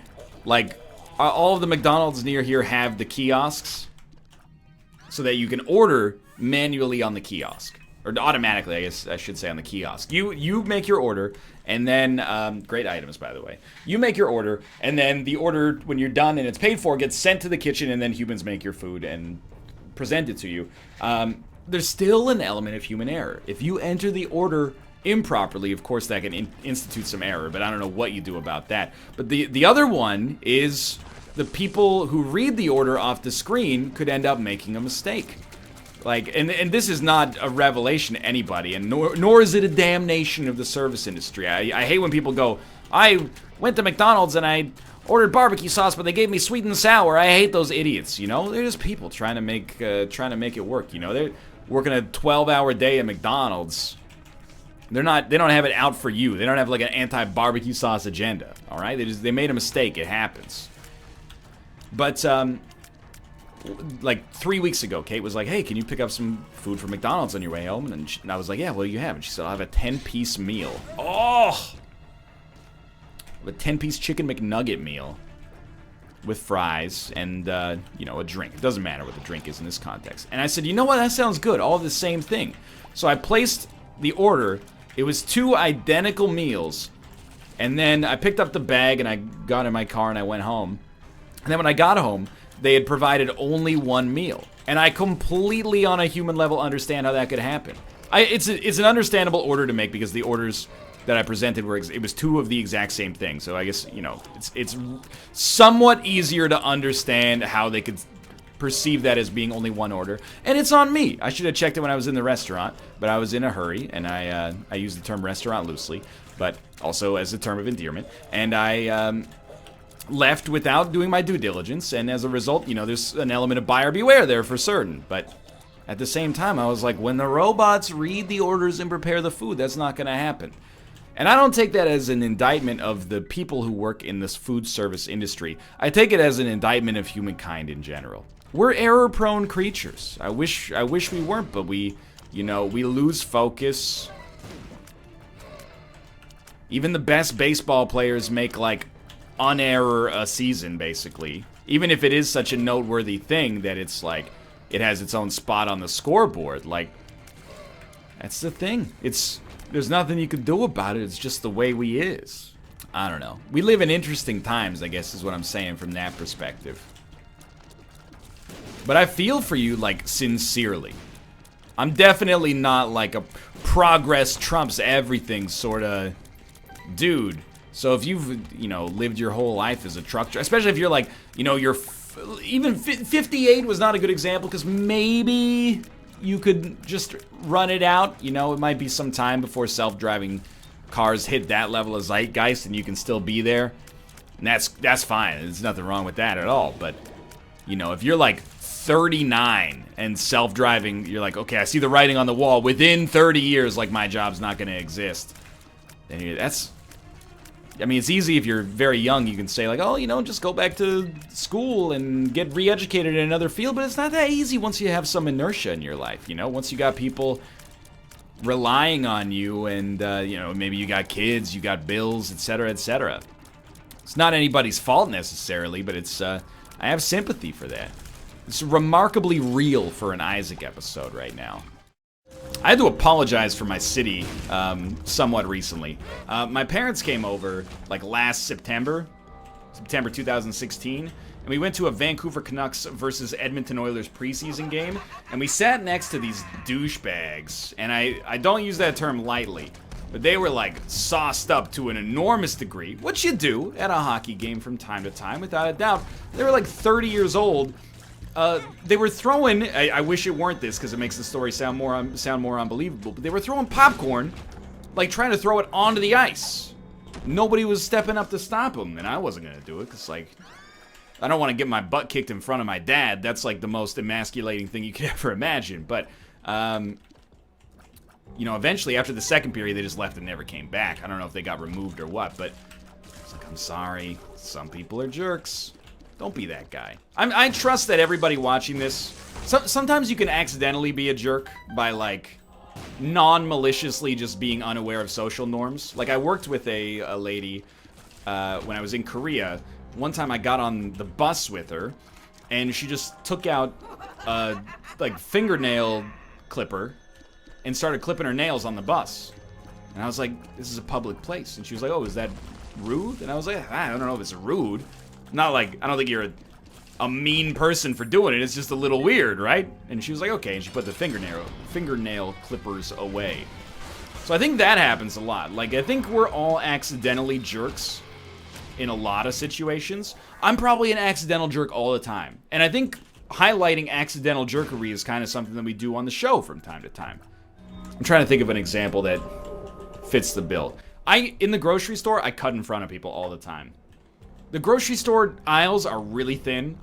If I know what I want from a grocery aisle and you're like hanging out there comparing 12 different types of granola bars, I'm gonna sneak in there. I'm gonna push my cart into whatever available gap there is and I'm going for it. Because that interaction is like in and out. You know, we're not gonna have a conversation about it. I'm just gonna, oh, excuse me, and then I'm in. And I don't know if that's accidentally being a jerk, but I'm sure there have been times where people have come back from the grocery store and been like, this little twerp pushed past me in the grocery store today. Kick his butt, honey. I don't want to kick anybody's butt. Mostly because I never have, so I think I wouldn't be very good at it. Although, like all nerds, I maintain that there is a devil up inside of me, and if you rile me up to the point where I get that angry, watch out, because you're going to catch these hands. I think it's our job as understanding individuals, which I'm sure we all are if we're watching these videos. I like to think we're kindred spirits, despite the probabilistic unlikelihood of that. We've got to separate accidental douchery from purposeful douchery, malicious douchery. This is a real story that I know is going to sound suspiciously fake. We got our car like 2 years ago. It was maybe a week after that. We were driving in downtown Vancouver. It's a bit of a madhouse. Kate is trying to change lanes. So she puts on her left signal light, looks to, you know, checks her mirror, checks her blind spot, tons of room. She goes to get into the lane. The car that was behind her in the other lane that she wanted to get into sped up, blocked her position, and then looked over. I was in the car with her. Looked over and did like a no, no, no gesture with their hand. Like as if like, oh, you thought you could pass me? That is such malicious douchebaggery. That you just, first off, in one way, you've got to admire it. You got to be like, oh my god. You actually just don't care about being a good person. And in a way, I wouldn't say I'm admirant of that. In fact, it's quite the opposite. I find it very sad that, because you know that person's the reason for that is they've been wronged so many times in their life that they're like, well, if everybody's gonna try to screw me, I'm just gonna screw everybody. And it's a very sad way to look at the world. I think that a lot of people do look at the world like that. I'm not gonna say increasingly lately, but you know, I see that people were like, you know, well, everybody's trying to screw everybody, so just get ahead however you can. It's a sad worldview, in my opinion. If you hold that view, you're contributing to the problem. You've surrendered, basically. You've surrendered. You're no longer the good guy in the movie. Don't you want to be the good guy in your own movie? You've gone from being, you know, in an affable Ben Stiller comedy to being like Michael Douglas in Falling Down. You don't want to do that, I promise you. Stay on the light side. It's better this way. Don't become Kylo Ren. Even though he does have a cool lightsaber. So that guy, if there's a hell, I hope he goes there. I can't imagine that he wouldn't. You know, maybe he's a really nice guy at home. Yeah, maybe he's a total dick in traffic all day, and then he goes home and like hugs his daughters. Definitely, that strikes me as the kind of thing that's incredibly plausible. No, he definitely like kicks his dog. But then, you know, if somebody cuts you off in traffic and then they wave at you in the rearview mirror, you just gotta go, you know what, today you, tomorrow me. That's my perspective, at least, you know.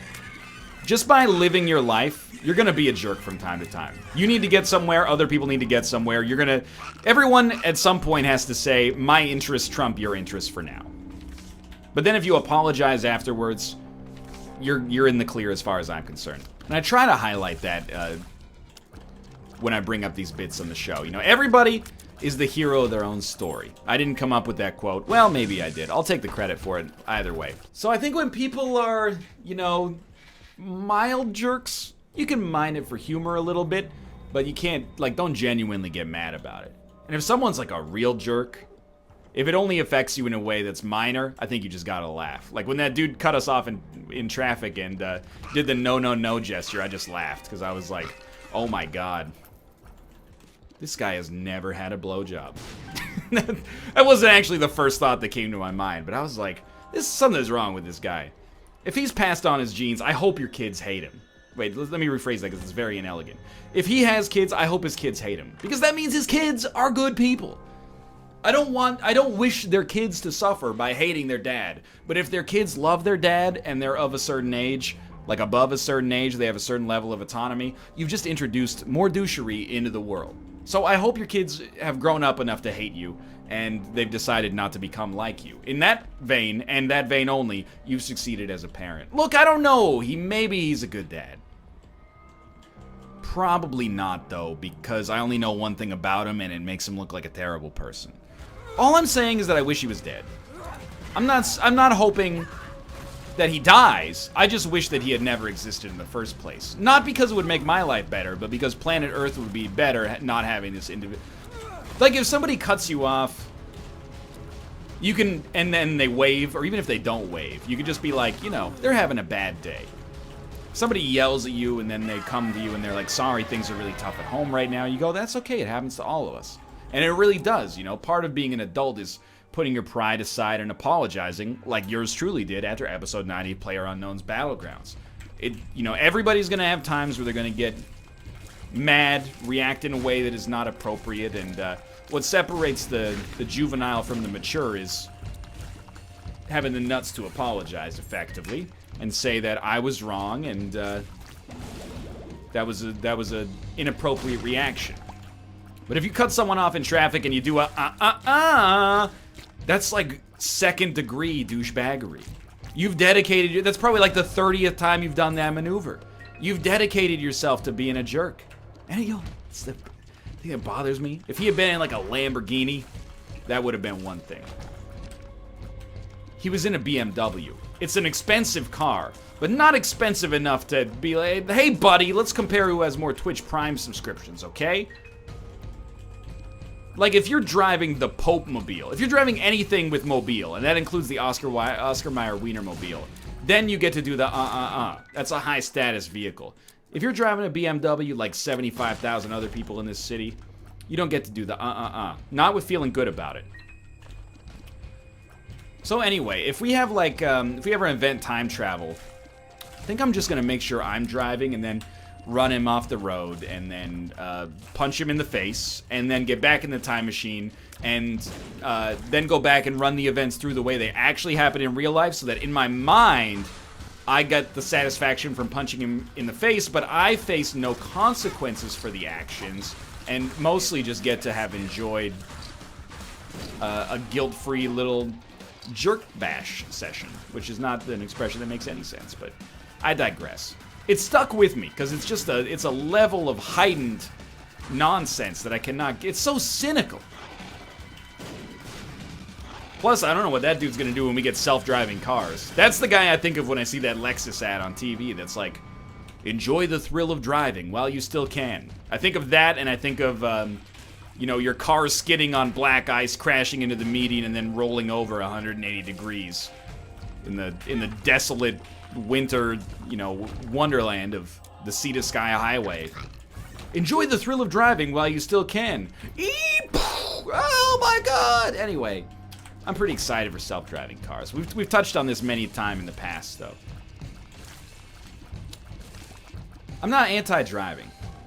The thrill of the open road when there's no other cars around you, you can really let it rip Red Barchetta style. There is something, you know, intoxicating about it. It's an aphrodisiac.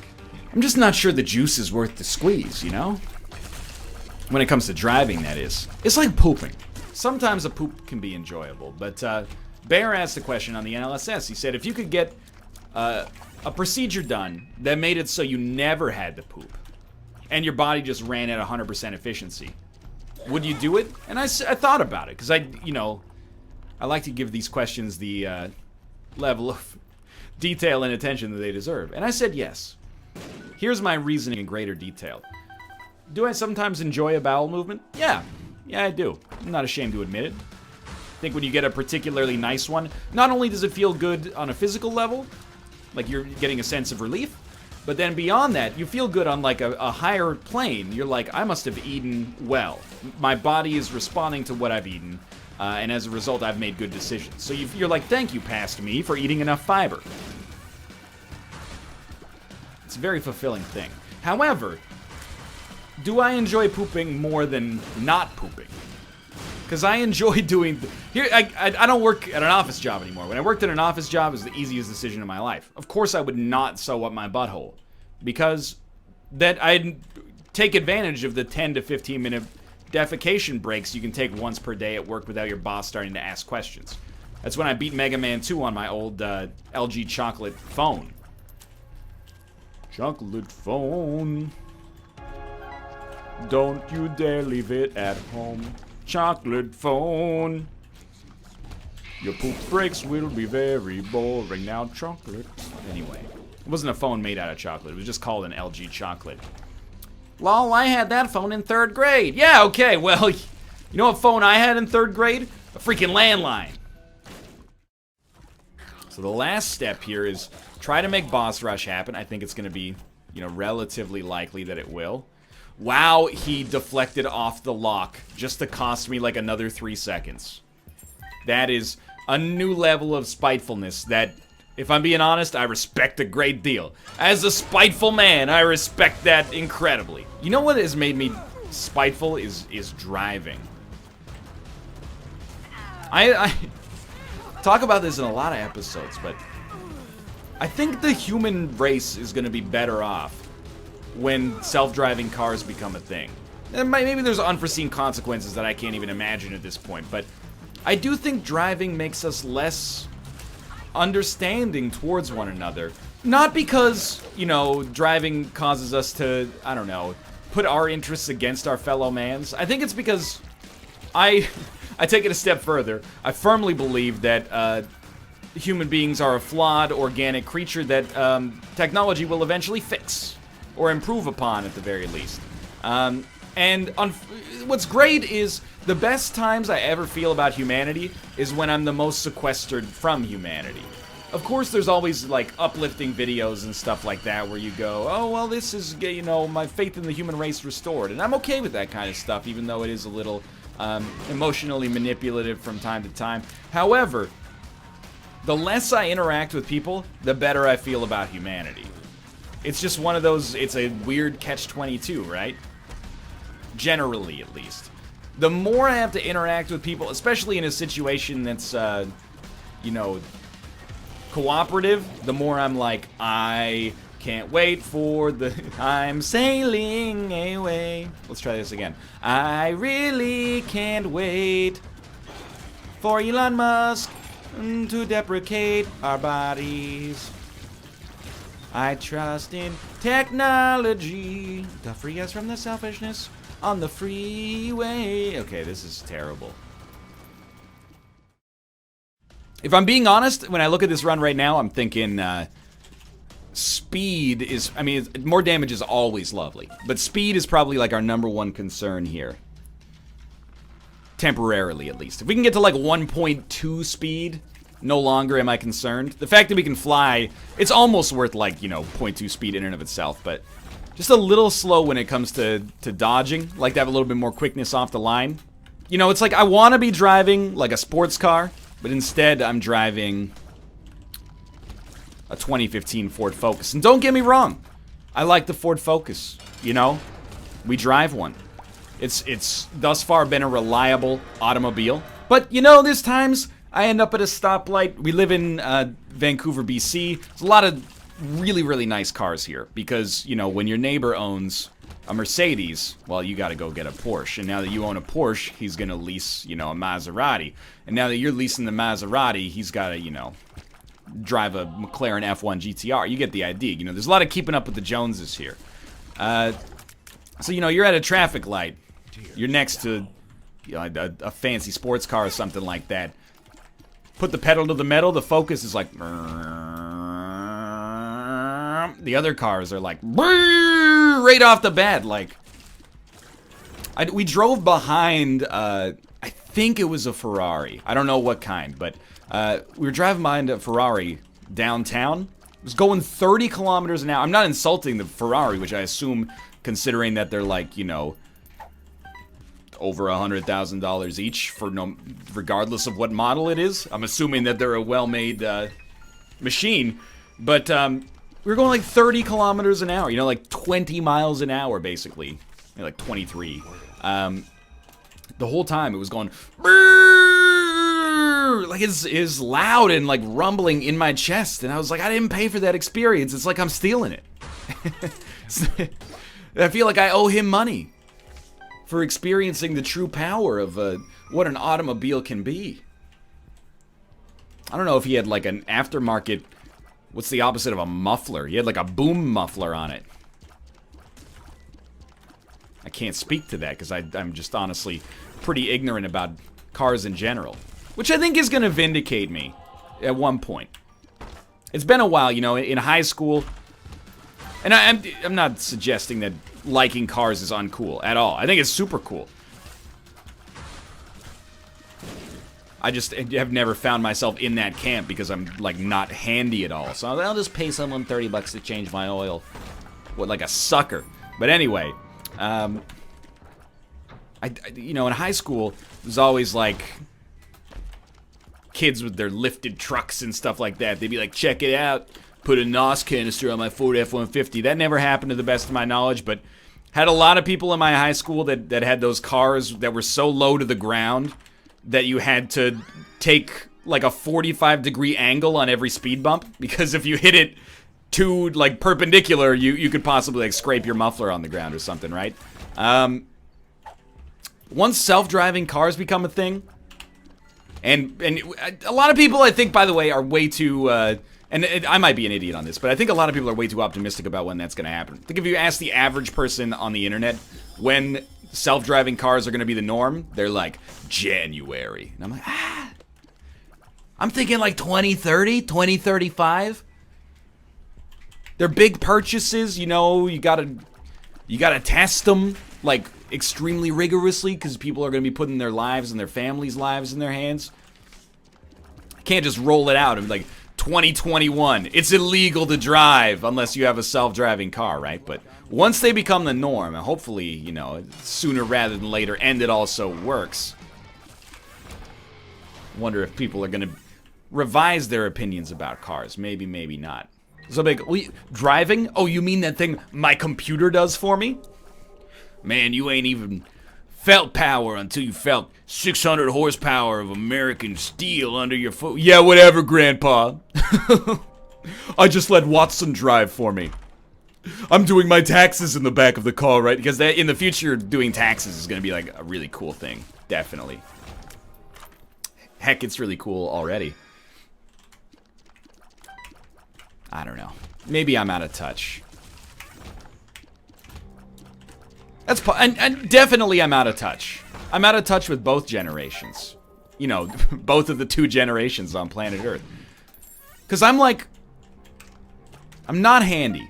You know, I'm definitely not part of, like, my parents' and grandparents' generation, to the sense that, like, you know, if my pipes broke in my house, I'd be like, I'm not paying a plumber. I'm just gonna pay the plumber. I don't trust myself. I'll go on YouTube and figure out how to fix it. It's probably a productive attitude, but I'm scared of, you know, what I could do to our internal system. Probably void the rental agreement with my landlord as well. So, I mean, it might be a savvy decision not to do that. But I don't know if I'm part of the upcoming generation either, like generation of people that are younger than myself, because I don't understand what rappers are saying anymore. I'm pretty sure that by, like, 2024... 80% of the Vancouver economy is just going to be completely legal weed delivered by self-driving cars to totally vacant houses and apartments. How would that would just be like a self-driving car that was like a vending machine, so it locked you from all the rest of the weed that's in the car? The car just drives to the dispensary, and then they just throw a bag in it, and then it goes off to, you know, it's dinner time again. You can only do it accidentally. Wait, let's try it again. That was a good one. Oh, yeah. That was... It's like an actual instrument. What do you mean it Elon Musk is a fucking idiot? Elon Musk is a fucking idiot? Sentence is nonsensical. We're living in an era of neo-Ludditism, and it's weird. That is true, right? Yeah, it's like I don't know, man. It freaks me out sometimes. I think Wait, that person was explain to me joking. what Ludditism. Because it's like being against technology. Yeah. Yeah, pretty much. Yeah. Oh. It's frightening, man. Like, we got the fucking flat Earth people and anti-vax people, and now people who want to kill jaywalkers with self-driving cars. Well, that has nothing to do with neo-Ludditism. I'm extremely pro that. If anything, I'm ludophilic. Oh, Luda! You just have dreams about ludicrous. What? You can't. There's like 8 people on planet Earth that can say Elon Musk is an idiot. Someone in chat said, well, he invented Tesla and nothing else. That's incredible! That's so What have you done today? When was the last time you invented something? Yeah, well, he tried to land that rocket on the platform, but he only succeeds like 7 out of 10 times, so. Yeah, what a fucking idiot. Fucking moron. That's all he's ever done is revolutionize the automotive industry. And Solar City. And that other thing, too. Yep. That was my favorite thing. That other thing. I mean, he also made his first million making PayPal. Yeah, first million. Yeah, right, yeah. His first $1,000,000. I watched the NLSS, so who's the idiot now? Yeah, basically all of us. Who We is make it. Everyone What are you trying involved. to prove? Oh, dude. Plus, Elon Musk did his first year of university at my alma mater, so he must be a genius.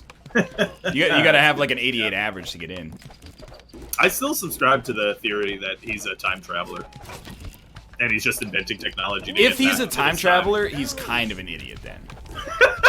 Well, no. The theory is that he's a time traveler with, like, just basic high school education. He's just doing as much as he remembers. It's like a below average intellect from the year 3500 or something. Yeah, basically, yeah. Another pipe. Oh, let's go. Radiolab did a whole podcast on self-driving cars and jaywalkers. I gotta listen to that. Who did? Radiolab, like the most famous podcast on Earth. Comedy Bang Bang. And that's probably like in the top 20. Roundtable? You know, a top 20,000. I'm all about that Amazon thing they pitched, though, that was like, hey, you just pick up all your groceries and then walk out. Yeah. Oh yeah, I remember that. That's fucking The tight. whole automated store thing. This is fucking hell. Wait, what is it? You basically, you just pick up all your groceries, and then you walk out, and there's like a scanner at the exit that scans all your barcodes as you walk out, and it just takes the money straight out of your bank account.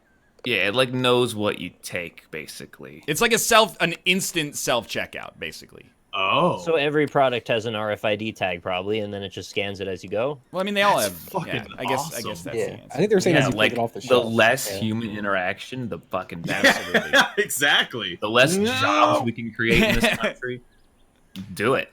That's why I want self-driving cars, so I don't have Yeah. to deal with talking to Dude. taxi Yeah, drivers. it's like Kill me. 4 million people are out of a job. Why A don't we just crisis all that's shop gonna at affect the whole Amazon country. warehouse? Yeah, that's the thing. You'll if you get really lucky, you can work as someone at Amazon. A picker. You can work in the social media department at Amazon, answering all the angry people on Twitter who are like, "Hey, where's my package?" Oh, sorry, drone number 871 had a little malfunction today. Cletus shot it down over his backyard. Or Currently enjoying your Jolly Ranchers. basic income. Necessity. into Basic income. Why don't we start with Basic income. if you're sick, you can go to the hospital. That's a good That start. seems pretty good. That's Yeah. can't That argue seems that. fine. Yeah. Unreasonable. I think if you're sick, you're weak, and you should be disposed of. I'm kind of like with that as well. When I was in Arizona, I saw a car decal of Calvin pissing on the word Hillary. That is hilarious. It's really good. Also, where can I get one? I saw a bumper sticker today that had a picture of a turtle, and it said, "Sometimes I'm slow, but watch me go." What does that mean? Yeah, I don't know. Wait, here's a real Sometimes I'm question. slow, but watch me Sometimes go. I'm slow, but watch me go. Here's a But real like question. but like no, wait. Turtles are always slow. First off. No, It was on Yeah. a car, though. they're always slow in the short term. Yeah. In the What did long that term, mean, Well, though? Does that No, mean that- turtles that- get faster as they get That older? doesn't make No. any sense. What it No, means? wait. No, it's like it's the difference between like a sprinter and a marathon runner. You know, a marathon What? runner is pretty slow compared to Usain Bolt, but it lives for 100 years and can run 26.2 miles. That doesn't make them Doesn't make it fast. fast. Yeah. He's fuck are faster you at running a talking marathon than a sprinter who died. So, That is irrefutable logic, yeah. Do I any just of want you to say I guys? really like this thing with the turtles punctuating each word. That's really Yeah. cute. Thank you for that. Do any of you guys have a bumper sticker? No. No, I I do would not not have dare a put a car. bumper I would sticker on my never. new car. Is I there don't have a any bumper but sticker? I have a license plate cover. What is it? It's Patriots. Oh, okay. you- I'll no, accept that's it. horrible. No, that's fine. Like awful. on the scale of like bad bumper stickers, like or any kind of licensed novelty stuff, a sports license plate cover is like completely absolvable. yeah, but keep in mind he doesn't live in Massachusetts. Yeah, that's like a did little busted. Keep in mind, it's Oh, and I didn't have a choice in when we moved. There's a few bumper stickers that just make me very irrationally angry, and it might surprise you, one of them is coexist. This is a BuzzFeed article? Yeah, I get mad at that now too. I used to like that when I was young. Whenever What I does see coexist? coexist essentially is like a bumper sticker that says, "Hey, stop fighting each other over religion." Wow, I never would have thought to be so enlightened What as do to you- buy a $20 bumper What a sticker novel concept. that said, "Stop fighting each other because of your religion." Mm. I just picture like that car is in front of like, an ISIS troop, and then also like a crusader in full 13th century armor, and they're like, I never really thought about it that way. I was planning I to saw- retake the Holy Land, so. In California, at the TwitchCon parking garage, I saw someone with a plate blocker. Aren't those illegal? Are those the illegal in ones California? makes it like Yeah. you can't take the photo of the license plate. Yeah. Yeah, I think they're supposed to be illegal, but how are they gonna catch you? But like if Oh, a cop shit. sees it, this is just Right, yeah. Well, it's the same thing with like the two tinted windows Yeah, where they're, way too dark. Where it's You like you can't have see any- them and you're like, That's like super illegal, right? Or that scene where they can't see out of the car and it's always sunny, and they just don't know what they're doing, so then they just like get this random person. That is good. The other one that makes me upset is, and I think I've said this exact thing on the show before, but the Jesus fish. I mean, that's coexist as far as I'm concerned. Or like the Jesus fish that says Darwin. I'm like, come on. You gotta try. I get that it's hard to get your message across in a bumper sticker, but that's why they're bad. But the other one is either baby on board or the ones that have the number of family members and the the size of the human beings in the family unit. To put it as robotically as possible, because I think it just opens you up to being judged for your driving. Because if I see a baby on board sticker and then you cut me off, do I love your baby more than you? Because you actually wait a minute. You kind of just absentmindedly triggered the failsafe there. Like, those are meant to root out who is human among us and who is a robot. You just sort of revealed your hand. Did you see the runes? You know what's a bad bumper sticker? What? No, you were in the middle of it, though. You go. Well, I was gonna say that the baby on boards are gonna be, scanned by self-driving cars to decide on who gets murdered. Oh, good point. Yeah, we all gotta get one. Right? Yeah. What exactly, the fuck? I'm just gonna put like 100 of the kid stickers on the back of the car. So this self-driving car has 100 infants in it. Please, they're heading to daycare right now. Top of the queue. Can't be killed. I understand the purpose of the baby on board stickers though, because normally when I drive, I just like pit maneuver people recklessly and like T-bone anybody, run red lights, and I see the baby on board sticker and I go, okay, not them. Spare them. They have a child in the vehicle. What would you think of a sports team like a New England Patriots bumper sticker, but instead of saying the name or showing the logo, it was a hand holding money, a picture of a tree, and then 2 clowns in a sewer? What? So Patriots. So I see. It's like yeah. By the time I figure that out, I am dead. Because I've been. I have crashed into it at this point. Well, I mostly just wanted to see your chat fill up with question marks, so let's see if I was successful. Yep. Okay, got it. Dude, what if you made a bumper sticker? If you were really rich, you had a bumper sticker that was like, "Solve this logarithmic, this logarithmic expression, and I'll give you $1 million." I like that. Yeah. What if you had one that was like, "How's my driving? Text your address to this phone number." I called one of those numbers once. Did you? Because I wanted to compliment him on his very good and, safe driving. So it took like 10 minutes, though, because they kept asking me clarifying questions, because I think they just have to go through the motions. They're just trying to get you out. They're used to people calling and being, like, pissed off about something terrible they did, so they have to fill out the whole form, like, where's your address, where were you driving, how fast were you going? Right. I just wanted to give him a compliment. Dude, it was have great? press What do you one mean if- by great? Like, were you being sarcastic when you said great, or were you... I was so genuine. I was like, he is doing a fantastic job. He should get a raise. What was so good about his driving that made you want to say that? Yeah. Nothing in particular. I just wanted to try to make that guy's life better. That's so wholesome. So, oh wait, I gotta hit this door. Would have had a sticker that said, "Sometimes I'm slow, but watch me go." No, I would like that. Have you seen the sticker that it says "I heart my dog"? It's like, oh, that's wholesome. Oh yeah, but it's a bone. But it's a bone. Yeah. I boned my dog. Wait, it says I bone my dog? It says I bone my dog. Yeah. Maybe they were just trying to talk like you and Dan, because you say "my dog" all the time. So like, I bone my dog. I bone my dog. No, that kind of comes back to wholesome a little bit. Yeah. Almost. Does it? Does boning things? That's wholesome? Boning is wholesome. I think it depends how you do it, but it can Consensual be. boning.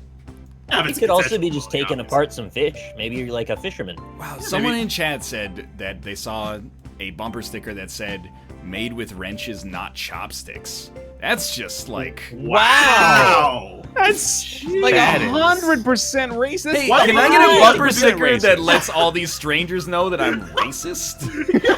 Why would you need have a that? billboard for that?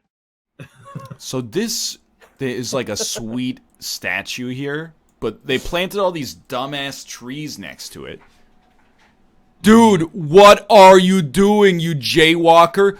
And this isn't just jaywalking. like I can read the inside of his wallet from the space that he is in front of the Google car. Wow. He's actually like less than 5 meters in front of the Google car. Did we hit him? Oh, he stopped for us. That's right, you son of a bitch. I don't mind ads, man. And this is gonna sound self-serving, and in many ways it is, but it's also honest. It's not artificially self-serving. I like ad-supported. I don't mind ad-supported content, but I without biting the hand that feeds, I also feel like it would be ignorant to say that I am immune to advertising. I have heard people say this before in their lives, and I'm like, that's what they want you to think. If you're immune to advertising, why'd you buy, you know, this video game? Because the hype is so high, you know? As soon as you admit to understanding a hype, as soon as you watch the Game Awards and you go, oh, that game looks good, advertising affects you. It's not a sign of weakness. It's just a sign of being human. That's satisfying. But I think the advertising that works best on me, let me put it this way. I have no desire to buy a Lexus. I have no desire to buy a BMW, a Mercedes, a Porsche, a Ferrari. I do have a desire, if the chips fell right, 6 or 7 years down the road, fully self-driving, I would buy a Tesla. I like the mission statement of the company. I appreciate a fully electric car. We live in a city with the kind of infrastructure that supports it. Not that we would need one, but I'm just saying. I'm not interested, you know, we talk about it on the NLSS. I get these ads in my email inbox because I fly on occasion, and, you know, we stay at a hotel where if you give them your email address, they'll never stop emailing you. Despite the fact that the amenities are at least 4-star. But, you know, they go, hey, have a fun time this weekend in Santa Barbara, California. Literally never have I gone, ooh, honey, there's a deal on Palm Springs Hyatts this weekend. We should just take a quick little hop out there and enjoy the sun. Nah, it literally will never happen. You know what gets me? Ads for food. I'm trying to think of what other ads show up. A lot of ads, you know, on TV. It's like the only things that are advertised are cars and liquor. Which I guess probably gives you a pretty good idea of the demographics that watch an NHL game on Tuesdays. Point taken. I think I already told this story, but there's this, like, really insulting Lexus ad. I've probably done exactly the same bit, but the ad is like, oh, yeah, Junior, you wouldn't even understand what it's like if I told you. The feeling of power at your feet and your fingertips when you're driving the car yourself. Oh, I miss those days. And it's like, Lexus, enjoy driving while you still can. Because the heinous self-driving cars are gonna take over, and you won't be able to get the thrill out of driving anymore. I always wanted to repurpose that ad. Oh, Junior, you wouldn't understand what it's like. Things were so magical back then, and it's just like, you know, some ass texting while driving and smashing into the back of a tractor trailer. Oh, Junior, the feeling of autonomy when you willfully remained ignorant of the surroundings on the road because you didn't like the song that was on the radio. It was very different back then. You'll never know what it's like. That's not to say I believe fully in the viability of self-driving cars in the immediate future. I have friends, Malf's, he'll tell you, this is not slandering Malf. Malf will tell you right off the bat. He's a believer in the self-driving cars phenomenon, and so am I. But he's, you know, we have these conversations. There's a group of friends I've talked to, many of whom are actually literally engineers. And we've talked to each other since college, and, you know, sometimes they'll bring up self-driving cars, and I'm like, how long do you think until they become viable? People in the group are like, 2 years! Within 2 years, every car on the road is gonna be self-driving. And I'm like, I'm on the other side of the spectrum. I'm like, 500 years? No, that's not really my belief, but I'm like, 20 years seems reasonable. People always insult me when I say that. They say, you don't realize how fast technology works. I mean, that's true, but I think there's a slight difference from, you know, the proliferation of few $100 cellular telephones to, you know, a 1-ton hunk of metal that has to drive on existing infrastructure and, you know, avoid getting you killed. You know, there's a little bit of a higher degree of possible failure there, I think. So I think it's going to take a little longer than most people expect. But I'm 1,000,000% all in when it gets there. And I don't see how it couldn't get there. Even if it takes longer than I think a lot of people are expecting. But yeah, I'm not sure if it's going to be... It'll definitely be in my lifetime, assuming nothing tragic befalls me, but I don't necessarily see it in the next 4 or 5 years. We're still making payments on the Focus, let's put it that way. But that ad, it gets me every time. Like, maybe you live in a world where drivers are good, in which case more power to you. You ride, and I'm sure every place on Earth thinks that they have the worst drivers. But in BC, it's a nightmare, dude. Go drive a little bit in the Tri-City area and then tell me you don't want self-driving cars. When you see, like, somebody make a right turn from the leftmost lane of a 3-lane thoroughfare and then lay on the horn like they were the ones who were insulted that nobody let them do their illegal maneuver, tell me you don't want self-driving cars. When you put on your signal light to change lanes and a car 8 car lengths behind you speeds up to take the spot that you were gonna take just so that they can be ahead of you for reasons that make no sense, tell me you don't want self-driving cars. We need self-driving cars because we're broken. Our brains are broken. They're not designed for this. They're designed for hunting and foraging. People, they act like they're surprised at the stupidity of drivers. I'm actually surprised at I'm surprised you don't go outside and just, like, be killed or in a car accident at least every single day. It's incredible that the human brain is so remarkably consistent when it comes to driving. We're built for that. The more you can take the human element out of almost anything, the happier I am. Except for, like, decisions in which compassion is in order. And I think that's, like, I think I've just described Black Mirror.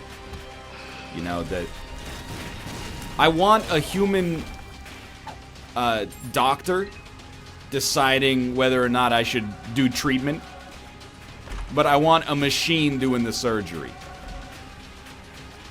And I'm gonna give you, here's the thing I always come back to when people get scared of automation is people go like, well, what happens if the computer has a bug? Have you ever looked at a human being? We have to rest roughly 8 hours a day. If we don't, we feel groggy, our performance is affected. Every now and then, I mean, I get a little bit lonely because they're never coming round. But also, every now and then, oh, I'm doing open heart surgery. Achoo! You want to talk about a bug? What about sneezing or shivering or, you know, there's all these, just having a momentary lapse of, oh, sorry, I accidentally severed your femoral artery because I was thinking about last night's Jimmy Fallon. You know, that's why I'm all for more automation. I think there's potentially scary implications to that as well. Like, machines like, well, it costs $500 to save his life, and the company's in debt right now, so I'm not going to report this accident. But I don't know what situation I just came up with in my head. I guess it's a situation in which, like, a miner fell into a piece of mining equipment, and the computer was like, turn it up. Make sure there's no trace left.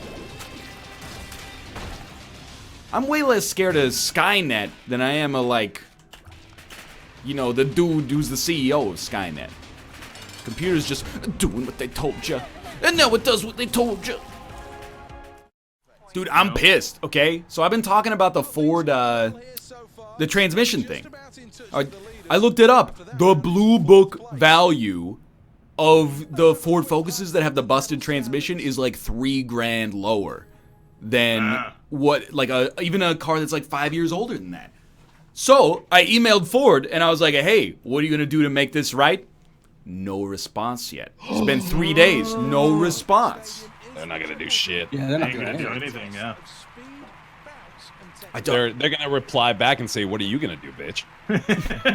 I'm never gonna buy another Ford again. That's like the easiest thing to answer there.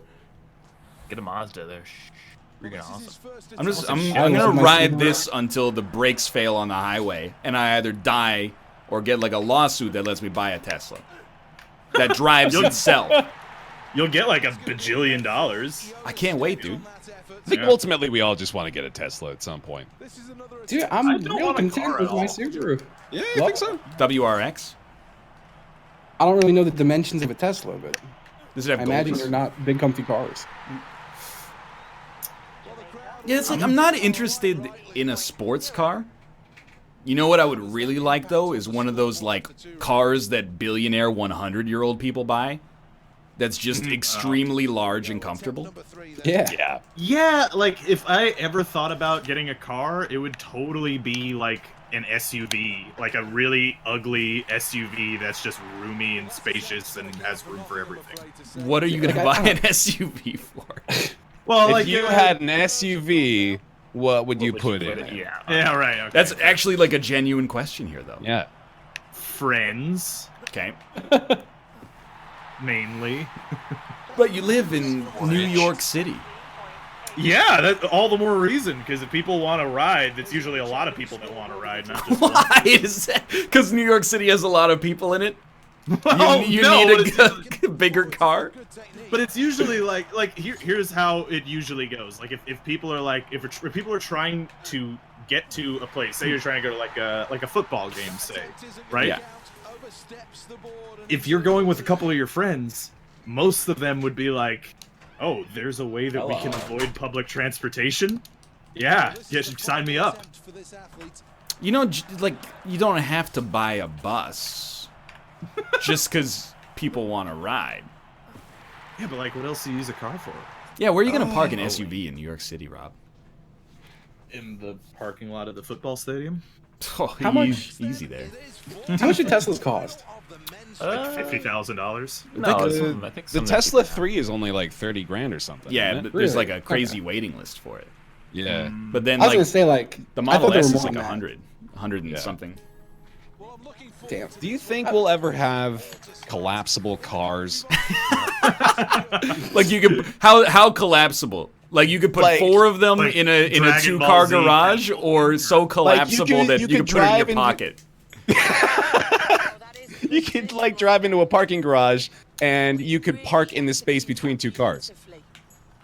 You would like be able to collapse it down out in the road and, you know, squeeze it in that space. Oh hell yeah! That'd be fucking awesome. I think the reality is we're probably just gonna have self-driving cars way before that. They could also Yeah. be collapsible though. Right. That's true. I just signed up Self-collapsible. to beta test self-driving taxis in my area. Whoa! Nice. Yeah. So that should be cool. I don't know why people are negative about the self-driving thing. Like I feel like Oh, overall it's amazing. gonna be awesome. It's people who romanticize driving, which is fine, or people who are not thinking straight. So like I have a really like basic form of the self-driving with the eyesight on a Subaru.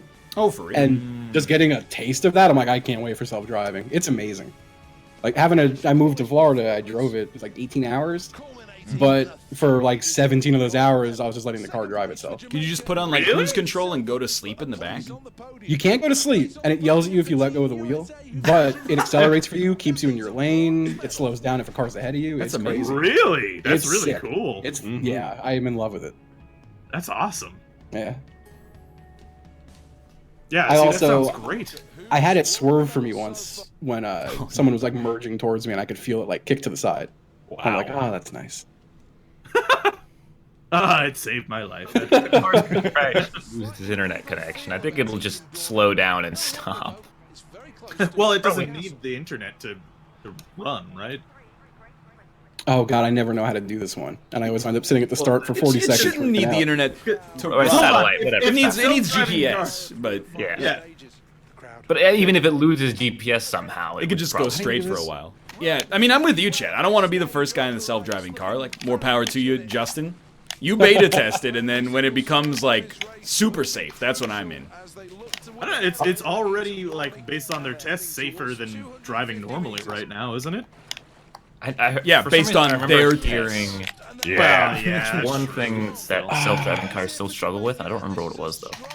Ah, well, that's I'm sure, like I feel you're like the these- news at 10 p.m. after the football game. I feel Can like these peas dudes kill you? Find out at 10.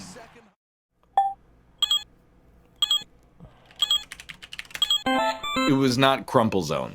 Crumple Zone. Definitely not Crumple Zone. I Yeah. like that. I sort of don't understand car insurance, and I'd like it to be explained. Okay. Well, isn't it You basically? give someone else money, Yeah, like a little bit of money, and But then then- if something bad happens, they give you the lots of money that is required to fix it. but if something bad happens that's not that bad, you don't use the insurance because then you'll send them more money. Oh right, yeah. What? In the future, yes. No, Yeah, what like he's if saying you get is, into like, a fender bender, you might just be like, "Hey, just call me when your mechanic looks at it, and I'll pay you out of pocket so that I don't have to pay more Oh, insurance forever." If you want to be casual about it, but there's a chance that that could bite you in the ass if the other person like ditches you. I'm assuming the accident's my fault. Ah, well, all right. If everybody's in good faith about it, I guess that's fine. It might be illegal to do that, but I don't know. What's that? It is not only in Oh, third world countries that happens. I mean, but Oh, you need insurance for the big ones, though. Is that what it's for? Is yeah, like, you gotta have insurance. Yeah, can you get like little insurance? Yeah, there's different amounts of insurance, and since I have car payments right now, I have to have the higher end insurance to make sure that I can pay the people that I'm paying my payments to the full amount to take care of it if I get in Yeah. an accident. I'm familiar with that aspect of it. You know what is absolutely shitty though is that people who are older, I know it's underwritten, like there's actuaries that like give me this shit. They come up with the tables and the percentages, but like there's some people that have been driving for 20 years that have spent 20 years learning some bad fucking habits. mhm. And I got to pay 40% more for insurance than someone who's 40 and they've been driving like an asshole for 24 years. Like, I get angry sometimes. I get, like, cut off by a 70-year-old on the highway. Does it, like, wearing enormous HD, you know, as seen on TV glasses that allow you to see 60 frames per second. And then after I get cut off, I'm mad because I almost died. And then secondarily, I'm mad because they probably paid less to drive like that. Yeah. Yeah. Well, self-driving cars will solve all the world's problems forever. I don't Very want soon. self-driving cars to come out until I pay the least for insurance. Because otherwise, I just ate it. Yeah. What I think is bullshit is that sometimes you can end up getting your insurance raised because someone else hit you and you had no fault involved. Yeah. That's nonsense. You didn't do anything wrong. It's just happenstance. I don't think everybody is like that, but I know it's a thing that happens sometimes. I say this as someone who would hate it. I think, oh, dude, I'm definitely never getting elected as a Libertarian Party leader. I think you should have to take a new driving test like once every 10 years, and then That's too often. 20? once every 10 years is too often. Yeah, it annoys me when my registration is every 2 years. I don't want to deal with red. I'd be so stressed out. Just give me. You're driving a missile. Don't tell the police, but my registration's been expired for like a year. That is not okay. That's not okay. That's not good. Yeah, you're You gonna get gotta in trouble get for that that. fixed, man. Oh, yeah, I've driven the car like at night once, like every month to go to the store. Don't you get like a lot of points on your license if you do that? No, Yeah, you probably do. No. you get like a ticket. That seems pretty bad. Yeah. Well, but you'll nowadays probably they get just shoot points you on in it. the head. Right. That's Oh, well, he is in Texas, so I think you should. When I'm seeing Black Panther, you should go to the DMV equivalent exchange. and just be like, "Hey, I Rod, get screwed this up. now. I've been in a coma for 10 months." And I'm like, You can I don't renew that even know. online. I will admit though, I don't know what registration is. It's a thing that it's you just stick in the stickers. front of your windshield that you Yeah. got to renew every 2 years. That makes sure It's an you're. excuse to give you tickets. It aligns your VIN number from your car with your name and all your other information. It's like the last piece of the puzzle. Look, I get it. We just said Like, you didn't get it. When we get insurance, our registration is also handled for us. We get like a little sticker we put on our license plate. But if I'm genuinely, if I get pulled over, what I'm worried about is like they're gonna be like license and registration, please, and I'm gonna give them my license and say what is registration, and then I'm gonna open my glove compartment and hope that something is in there that they can use. But if it's not, I don't know what I'm gonna do. Yeah. Well, that's when you pull out the gun and then you start your wild police chase. You know, just shoot straight up into the air and then, you know, say yeehaw and drive off onto the sunset. In my defense, Your Honor, I didn't know what registration was, and I got a little anxious. Just hand them everything in your glove box. That'll probably work. It works for me. It's like an accountant. Just give them a box full of info. They'll be happy with that. They'll figure. That's what they're good at. Registration used to be a piece of paper, but now it's all included on the sticker. Okay. Well I believe done. that. Well done. Dude, how fucked do you think the country would be, your country specifically, if there were no driver's licenses? Yeah, we would all die. It would be like really bad, right? Yeah, it's terrible, terrible idea. Did you guys see that self-driving Uber killed a jaywalker? Oh, killed for it. real. Yeah. Like what? Did he deserve it though? So for real, I've been following the story because it happened on Monday, I think, or Tuesday, and I wanted to bring it up. But the police released the video of it, and the jury's still kind of out. Because it was like, people immediately were like, we got to get these self-driving Ubers off the road. Because they and there was a human driver, but the human didn't react in time, blah, blah, blah. They released the video, and it's like the dead of night, and this person just steps onto the road. Somebody in the Reddit comments, and again, who knows, all right? But they did the math, and they were like, well, they popped out, it looks like they were about 75 feet away from the vehicle, so given human reaction time, like a human being also would have no chance to stop this car in time to not hit the pedestrian. So it seems like, at least from the armchair analysis, the self-driving car, I'm not saying it's in the right. Like, if it had the option, it would have been better to not hit it. But it seems like the self-driving car is faultless right here. Here's one thing that I'll say about the whole self-driving car killing jaywalkers and all that. The one thing about a self-driving car that I would say is that if I'm getting in one of those, I don't want there to be a chance that the self-driving car just decides to kill me. Yeah. You know, like that. So I understand the perspective of, like, you know, kill the jaywalker if you have to. Because, like, if I'm in one of those fucking things, I don't want it to be like, well, rolled the dice and you lost. Yeah, but paid like, you know, 70 grand for, you know, a machine that'll kill you. All right, see you later. If you pay the 70 grand, your life should be prioritized over the person who didn't. Well, see, now you're... It's a weird ethical... It's just a weird ethical gap to be like, I'm going to buy something that could choose to kill me to save somebody else's life. No, I've considered that. It's crazy. I don't even have a good opinion of that yet because it's all too big.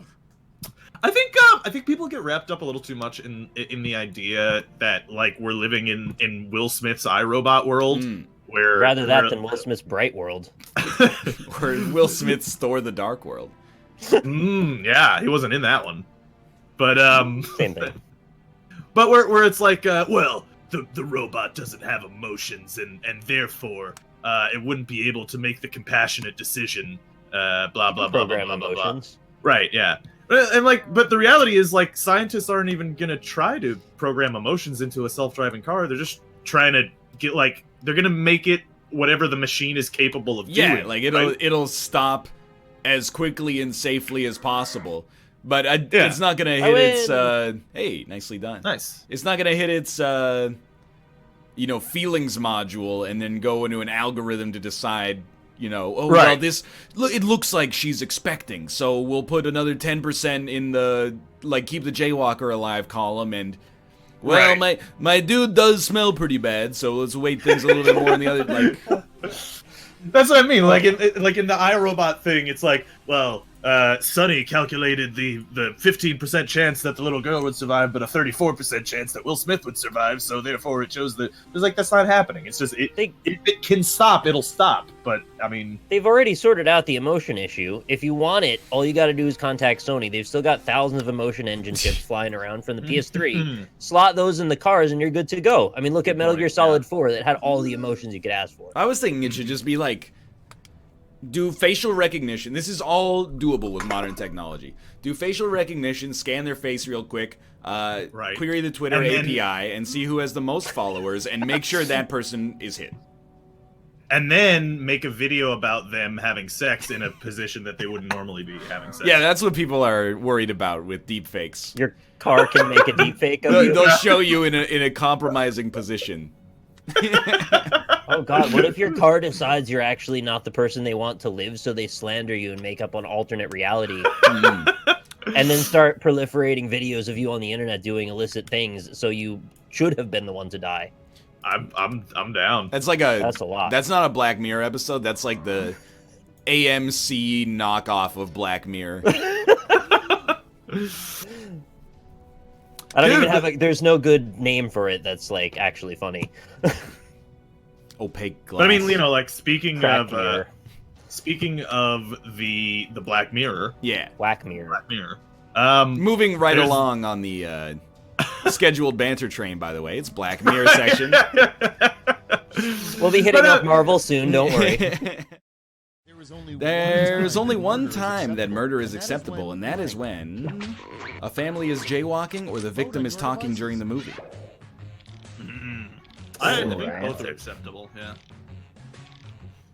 Austin. What if you were jaywalking to save a life? So, like, it would be okay if it was just like one person jaywalking, but like it has to be a whole family and then they get murdered. Yeah, what if I had a bomb strapped to my leg and if I didn't jaywalk, it would go off? Yeah, like go wrong. Speed. I'm jaywalking. Austin, Hey, I'm what do you jaywalking have here. against the skin on a baked potato? Fuck off. I'm just. Why are you doing this with 10 minutes I left? go into your chat. 3 hour left. I go into your chat, and people go, NL, how do you feel about eating the skin on a baked? Well, they said jacket potato because it was EU-friendly time zone, but you know I'm a pretty worldly guy, so I said I eat the skin on a baked potato. It's delicious. Everyone goes, you're a sensible adult. Why don't you talk some sense into Austin? This guy doesn't eat the skin on a baked potato. Why do you put your own bullshit flair on everything? Tell it like it is. That's where the nutrients are.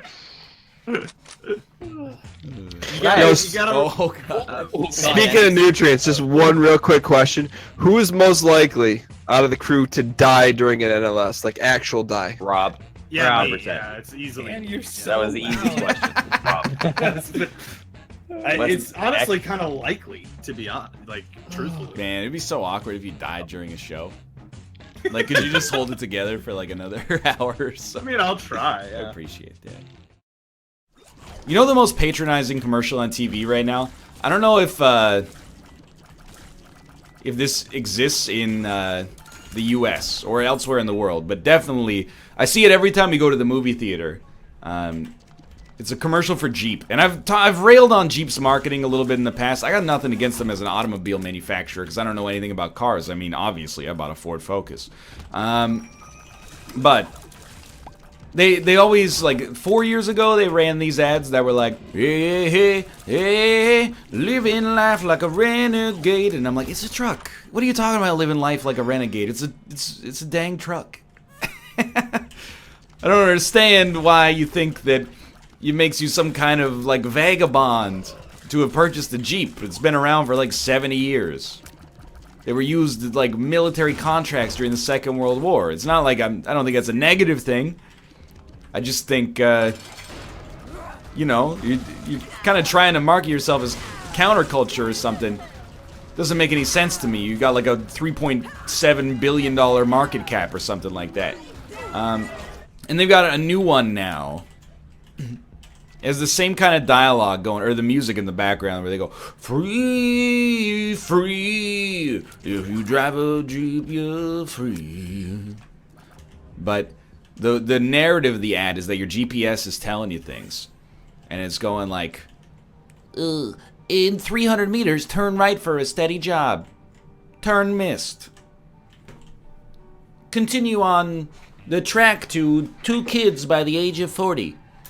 Recalculating. That's it. It's recalculating because it's like, hey, this is what society wants you to do with your life. But you drive a Jeep. You don't need that. And I'm like, are you really marketing Jeeps to millennials by maligning the idea of a steady job? Buy a home. Recalculating. Maybe it's recalculating because the average price of a single family detached home is literally 7 figures now. Maybe it's not recalculating because they've reevaluated the prospects of their life. Maybe it's they're reevaluating it because the freaking job market has been destroyed. Wages have stagnated relative to the real cost of living over the course of technically making less than our parents did in the 1980s, despite the fact that, you know, the number looks higher. The cost to purchase an orange has like septupled and the wages have gone up 10%. Free. Have a child in your 30s. Recalculating because you don't trust the public schools and private school tuition is $48,000 a year. Recalculating. It's just it's the same as I railed on this commercial like 2 years ago, that Lexus commercial that was like, enjoy the thrill of driving. Well, you still can. And then all I want, it's because it's railing against self-driving cars, and all I could think about is, if you just like took the audio from the commercial but then layered it with like dash cam footage of horrifying car wrecks due to people being on their cell phones, the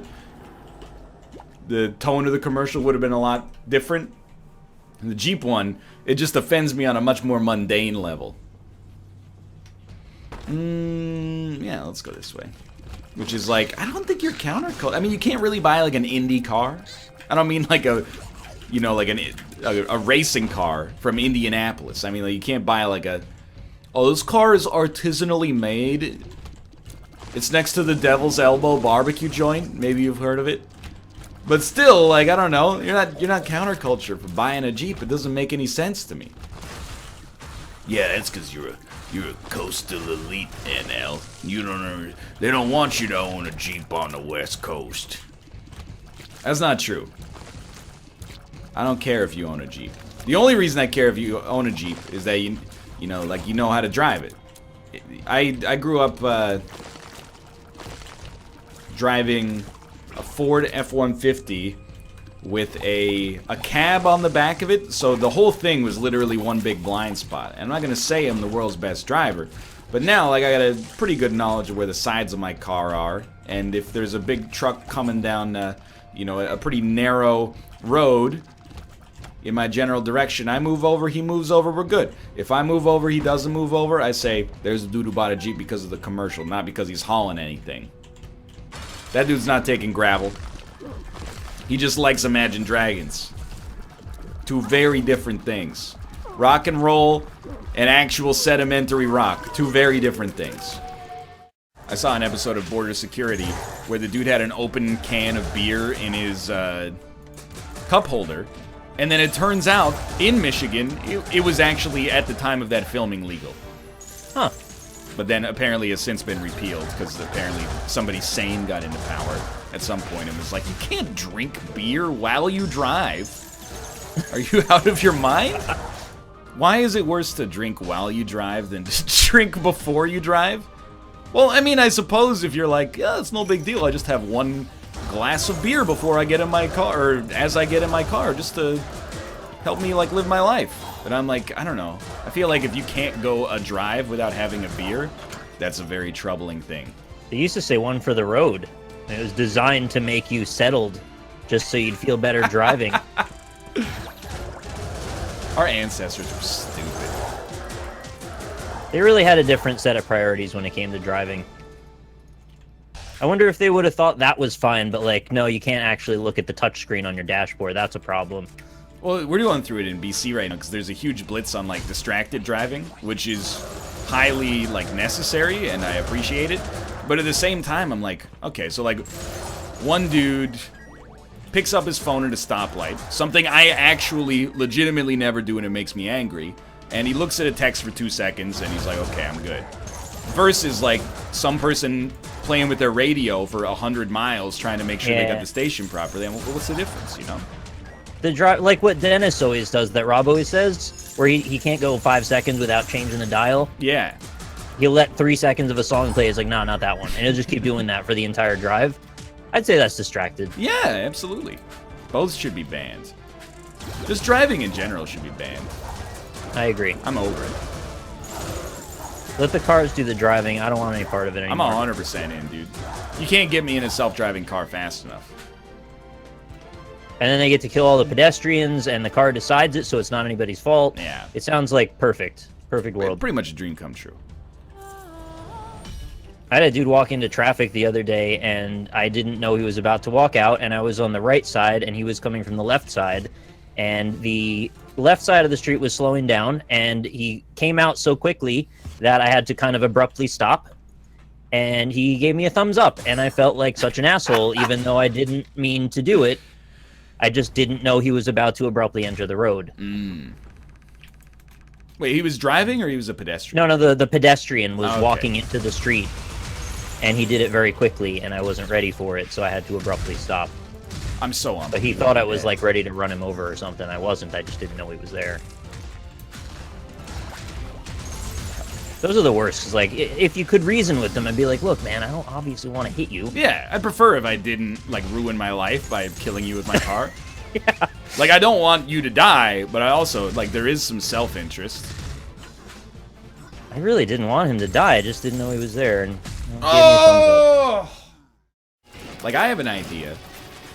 There's no selling it, because the implementation is hard. I really, and I may have said this before, I think this is, like, the future of cars in between self-driving cars and us still driving.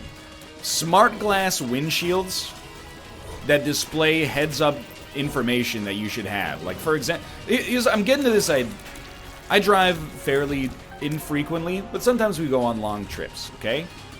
Here's what bothers me. You know, we get down to Seattle, the rules in Seattle are sometimes different, you know? Bus lanes are literally bus only, instead of, like, in Vancouver, it's like yield to buses, and, you know, in some hours there's buses that are, or there's bus only lanes, and then, you know, I'm sure it happens the other way when people come to Vancouver as well. They'll be like, you know, oh, this street is no turn left between 11 or 9 a.m. and 5 p.m. or something like that. So I feel like a heads-up display smart glass windshield that shows you relevant information, like, hey, speed limit just changed from 60 to 40. Hey, you're in the bus lane, etc., etc. That kind of stuff seems relatively technologically plausible. Not quite as difficult as making a car that drives itself, although, I mean, I imagine there's an incredible amount of complexity that goes into making it in the first place. I'm aware, I've done the SWOT analysis in my head, you know?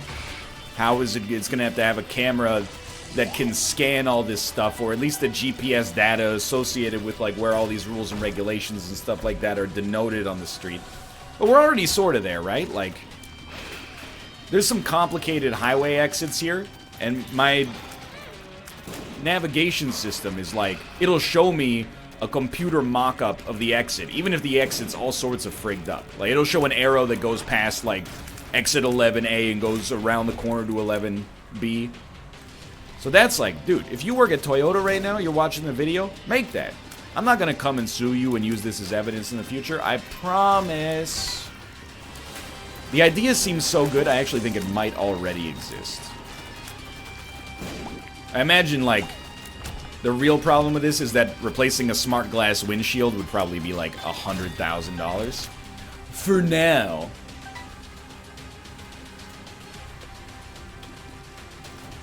I'm just saying, everybody's had situations like that. You know, you're doing 80 kilometers an hour. 2 minutes later, you're doing 80 kilometers an hour. All of a sudden, you look over. Speed limit 60. And you're like, oh, man, if only. I mean, okay, I know what you're going to say. If only I pay attention to the sign. Look. You're right. But simultaneously, assuming everybody's perfect, You know? It's a little foolish. I don't drive distracted at all. It's just sometimes, you know, you're focusing on the dude in the other lane who's drifting into your lane because he's using Snapchat, and you miss the speed limit sign. All of a sudden, it makes you look like the bad guy. What I'm trying to say is that it's somebody else's fault. We took the nail over my best friend, and that's because my best friend is not a good item, and the nail is. And if you have a problem with that, here's a phone number that I'm going to tell you is a helpline where you can speak to a registered customer service agent, but actually it just phones up this answering machine that makes a big old wet fart noise.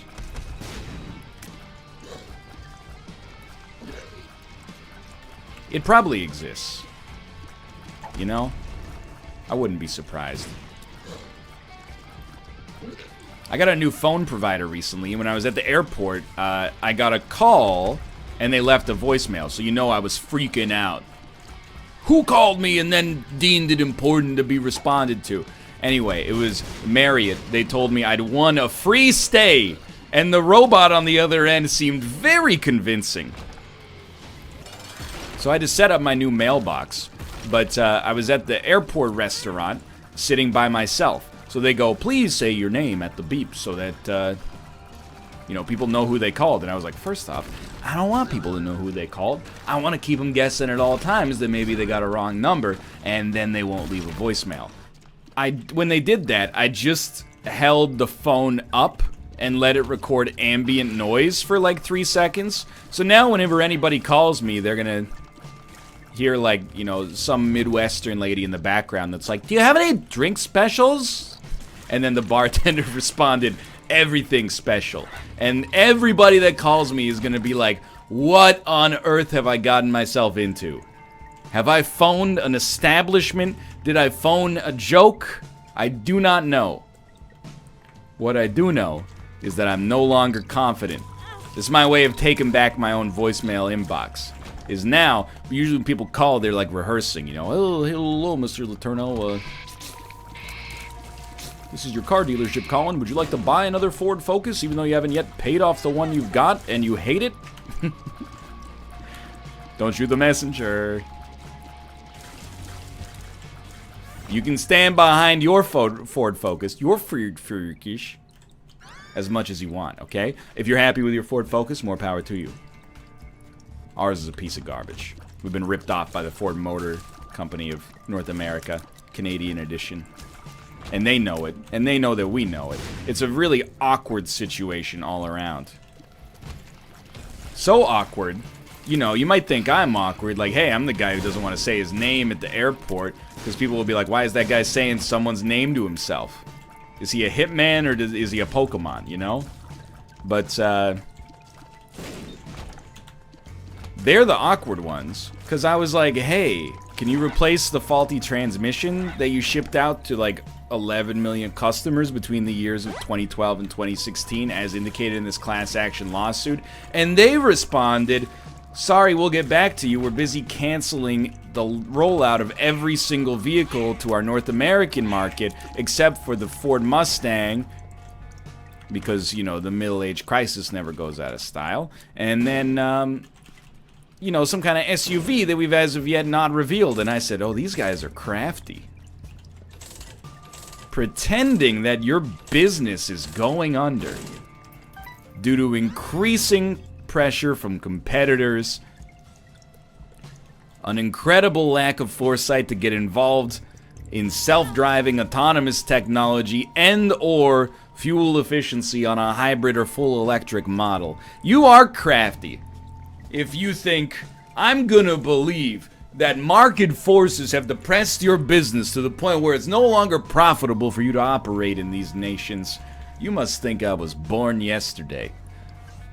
Do you get it? Okay, you probably... We're gonna move on here. By the way, I'm not one of those guys, like, I don't have a bumper sticker that's like, you know, my favorite car brand peeing on another car brand. Who cares? More power to... If you're into cars. I know people that are into cars. Corey's chat is people that are into cars. It's cool. I'm actually jealous. When I was a kid, a car was just something you were in and it kind of gets you around. You know, as an adult, I actually do understand people who love cars. I don't get it to the same extent that those people do. Like, people were talking, you know, at the Hitman events. I was talking to one guy about the vehicle that he drives. And he said he drove a $200,000 car. And I'm not messing with you. I'm not going to tell you who it was. It was me. It was not me.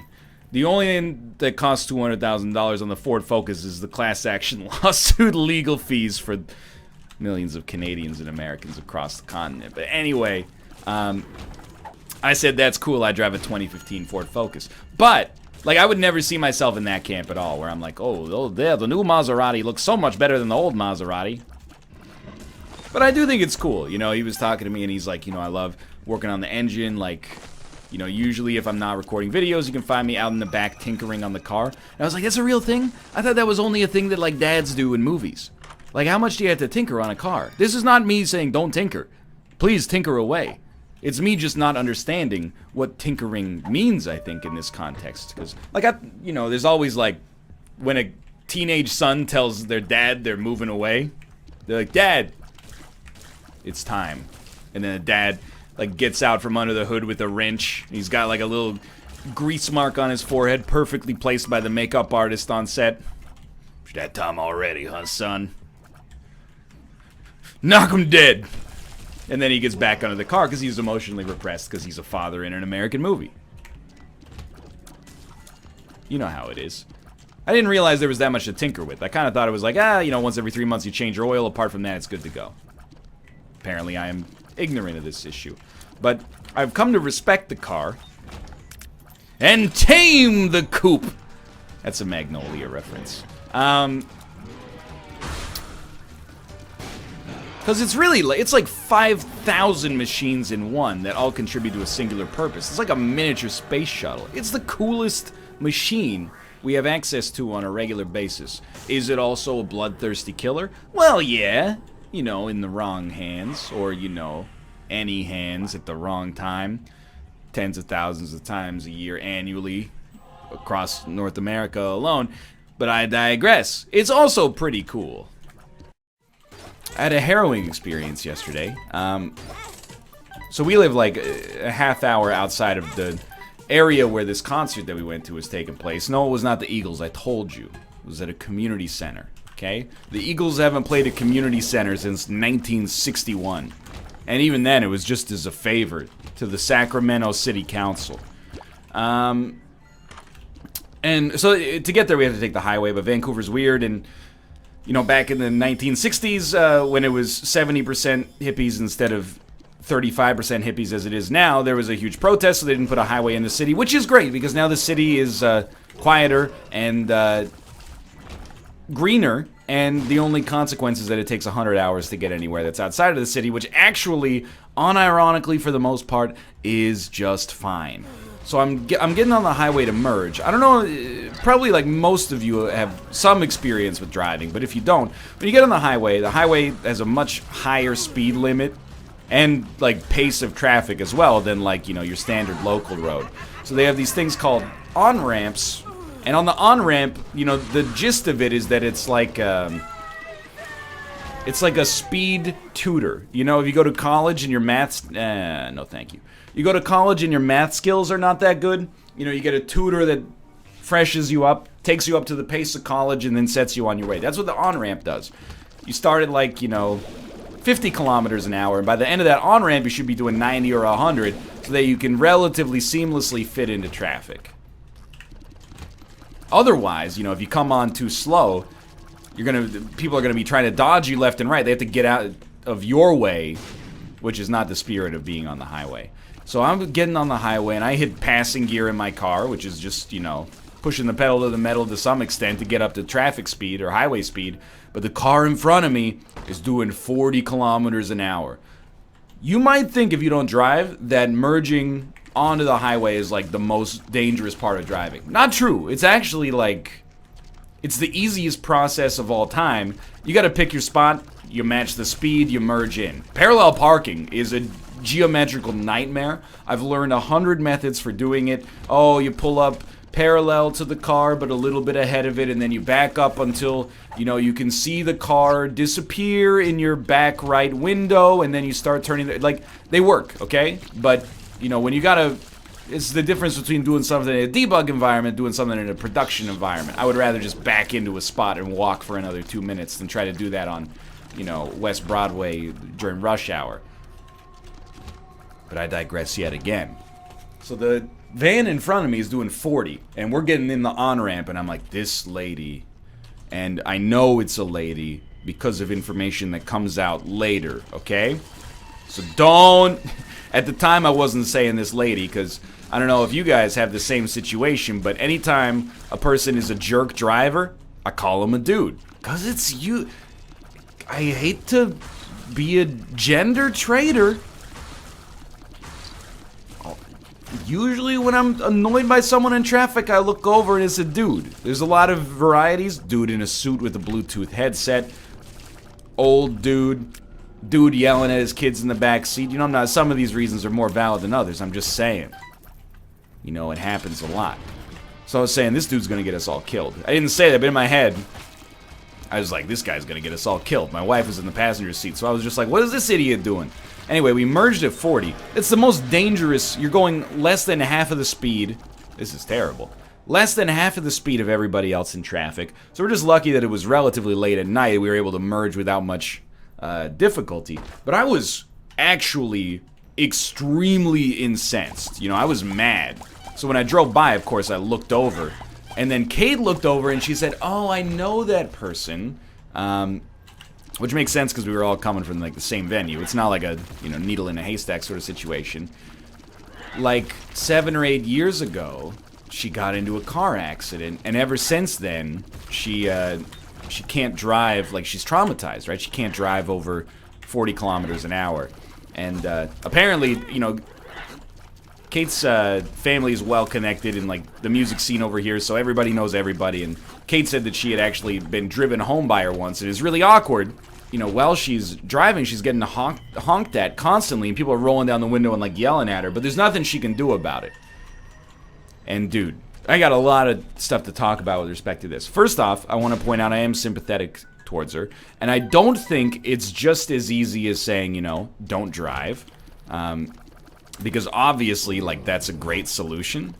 But it's not always the most feasible. You know, there are situations where driving basically criminally slow is probably better than not driving and all. You know, if your kids have got to go to school, I don't know if she's, you know, what her domestic situation is like. It might be a necessity. It doesn't seem like she's driving for fun and then is like, sorry, I just have to go slow. You know, it seems like she hates it, so I don't think she's doing it any more than is strictly necessary, is my guess. So, I mean, I have a lot of sympathy for her for that. But then the second thing I thought of, and you know this is me, 100%, was that stupid Lexus ad from like a year and a half ago, where this old piece of garbage is going like, this car reminds me when driving was fun. Before the robots came in and smoothed out all the edges and made sure that collectively accidents almost never happened ever again. I'm like, man, this lady, she's burning that midnight oil until the self-driving car comes out. And I'm with her 100%. It sucks, dude. Is she driving unsafe? Oh, dude. Absolutely. Like I said, I was mad. I wasn't mad because they were like making us take longer to get on the highway. I was mad because I was like, if a car is going 110 in this lane, we're both gonna be disintegrated. But at the same time, you know, driving is such a necessary part of life for a lot of people. And, you know, you may say it's not. And I kind of agree. We have a car, we could do without it, but we also live in, like, one of the most well-connected cities for public transit in North America.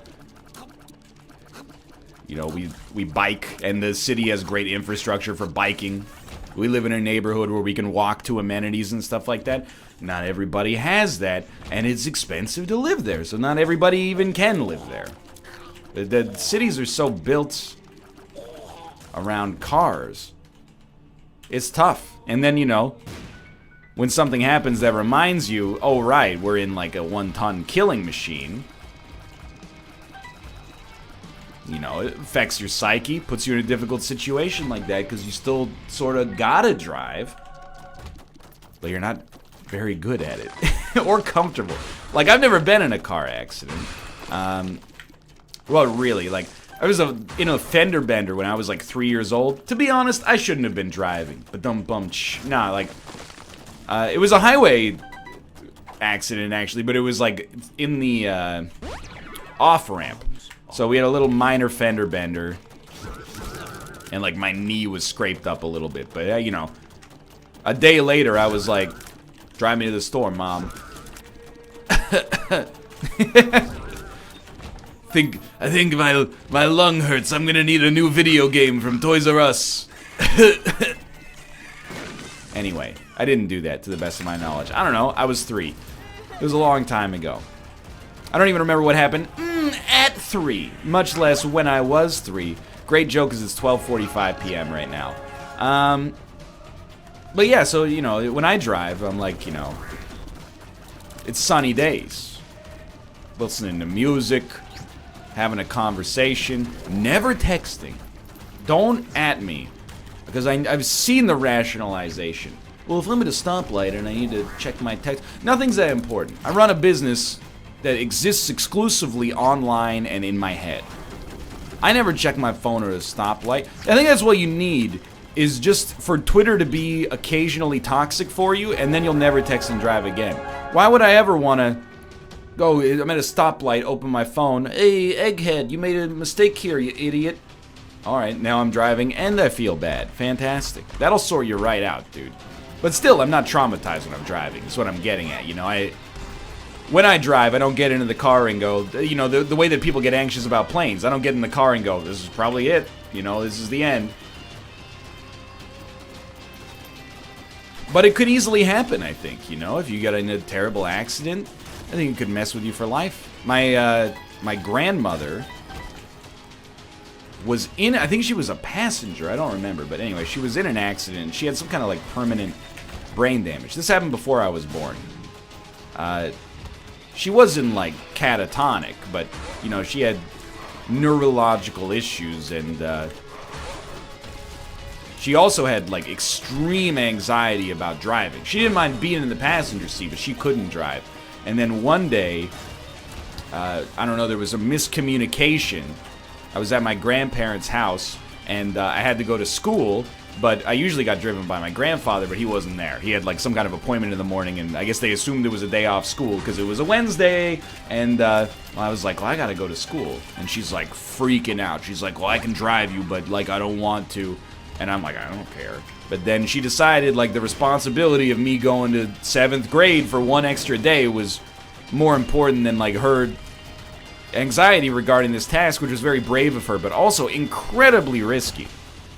She was like, by the time she had gotten out of our driveway, she had crashed into the mailbox and was also driving like 20 kilometers an hour the whole way. I was, you know, I could just, they're probably just, you know, doing the times tables again for like the 15th time. I could just go home and watch Nickelodeon if you want.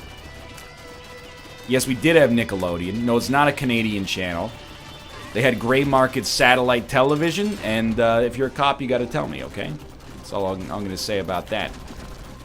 So yeah, self-driving cars cannot come soon enough, and everyone, I feel like my demographic is like, self-driving cars are gonna be sick. I can check my phone while I drive.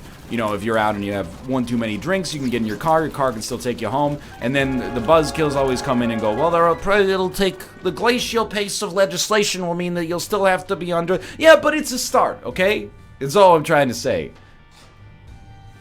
Nobody's out there like cheering like, now I could drive drunk.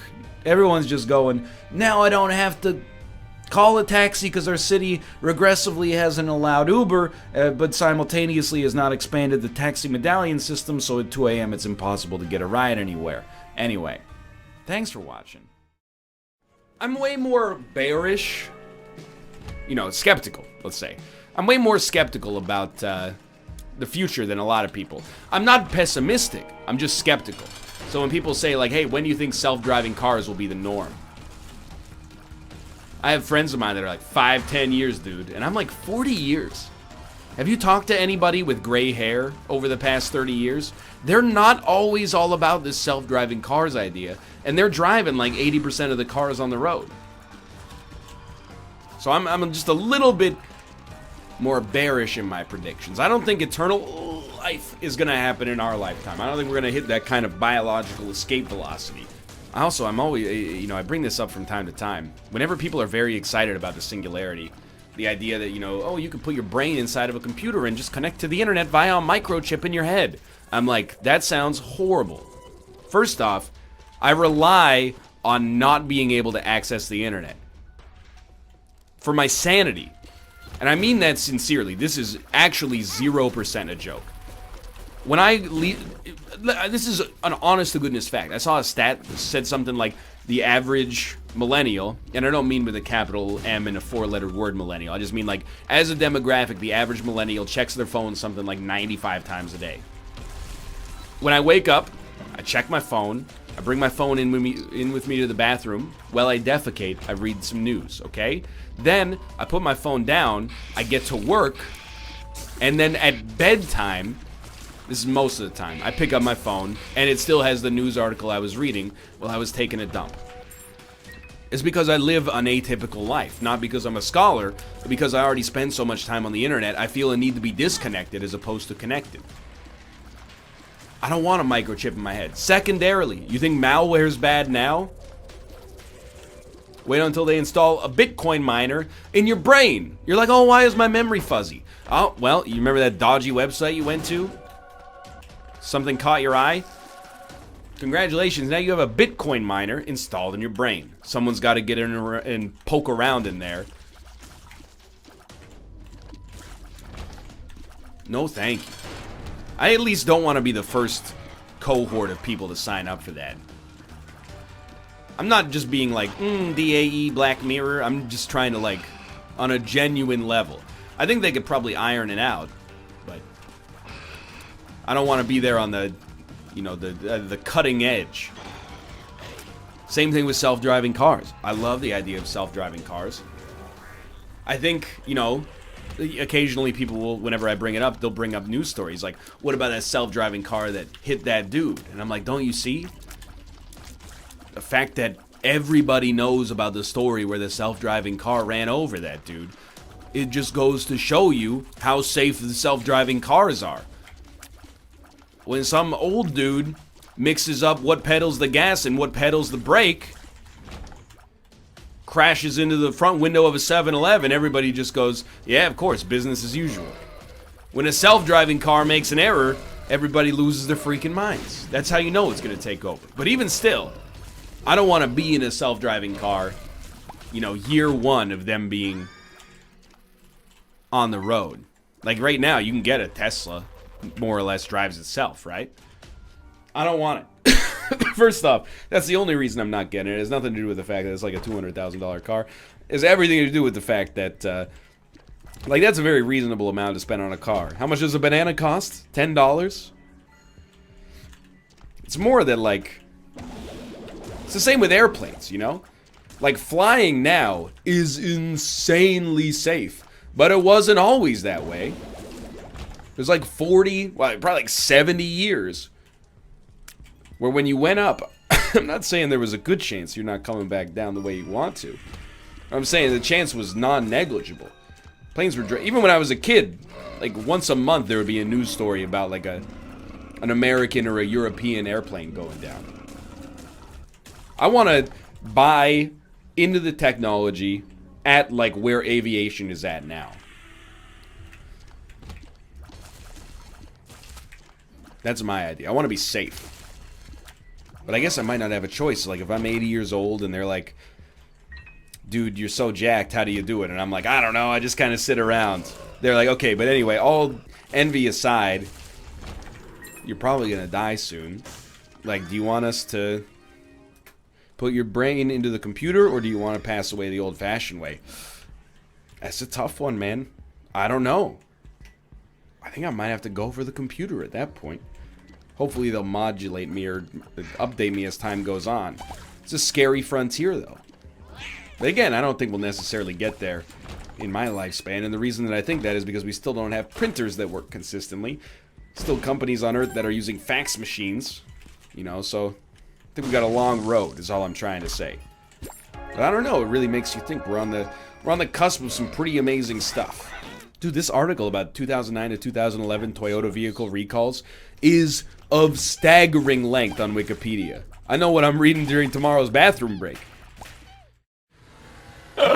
It's so much more fun with the cars a bit spread out. Jaywalker is such an asshole.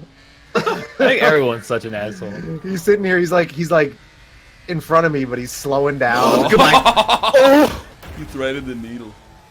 That's incredible. Yes! Oh my god! You took out my rival! Absolutely What exploded. did I just do?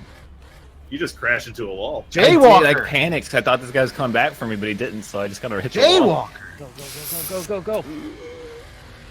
Oh my god. I'm starting to think Ryan was right. Yeah, outside it. Well, when half the cars are gone, it's a little easier. Just kill jaywalkers. Oh, I see. At a pedestrian crosswalk, what percentage of people always, without exception, wait for a walk signal before crossing? I just want to point out, Are it says you a car? without say, not me. exception. That's like what a massaging bullshit way to It make this says without exception. You got to think about how they're asking the chat this question too. Like, what are they saying? Are they saying, do you 100% of the time wait for the walk signal? Here's the thing. 99% of the time, I never jaywalk.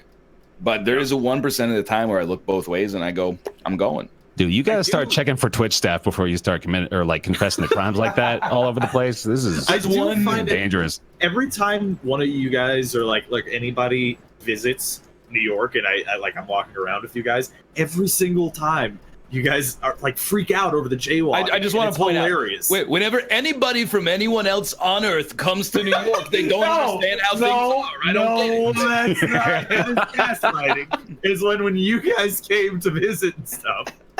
Okay, completely different thing. But it's just funny. It's just a good time. The time that I jaywalk the most is there's this really busy and long light, and it has a pedestrian-controlled walk signal. Sometimes like 100 people line up, but nobody hits the fucking button. So when you get the right-of-way, it says don't walk, and I just walk because I've been at the intersection enough times to know, okay, the left boys go first, and then it's a straight-ahead green light, and then it drives me fucking crazy. Anyway, dude, I've got a traffic signal story too. Oh, please do. We stayed on Fremont Street when we went to Vegas a few months ago. Really nice, by the way. I loved it. And there's a crosswalk within Fremont Street that has a voice that goes, "Wait." Yes. Oh yeah. Wait. Yeah. Wait. It's very loud. Let me give you a better impression. Wait. Wait. Wait. It's very loud. Yeah, no. Someone in chat said that this question does not apply. Do you not have hands? Austin. Don't understand. Wait, if police arrest somebody with no hands, how do they fingerprint them? Bear has a story. The show could be so much better. Yeah, Austin, wait.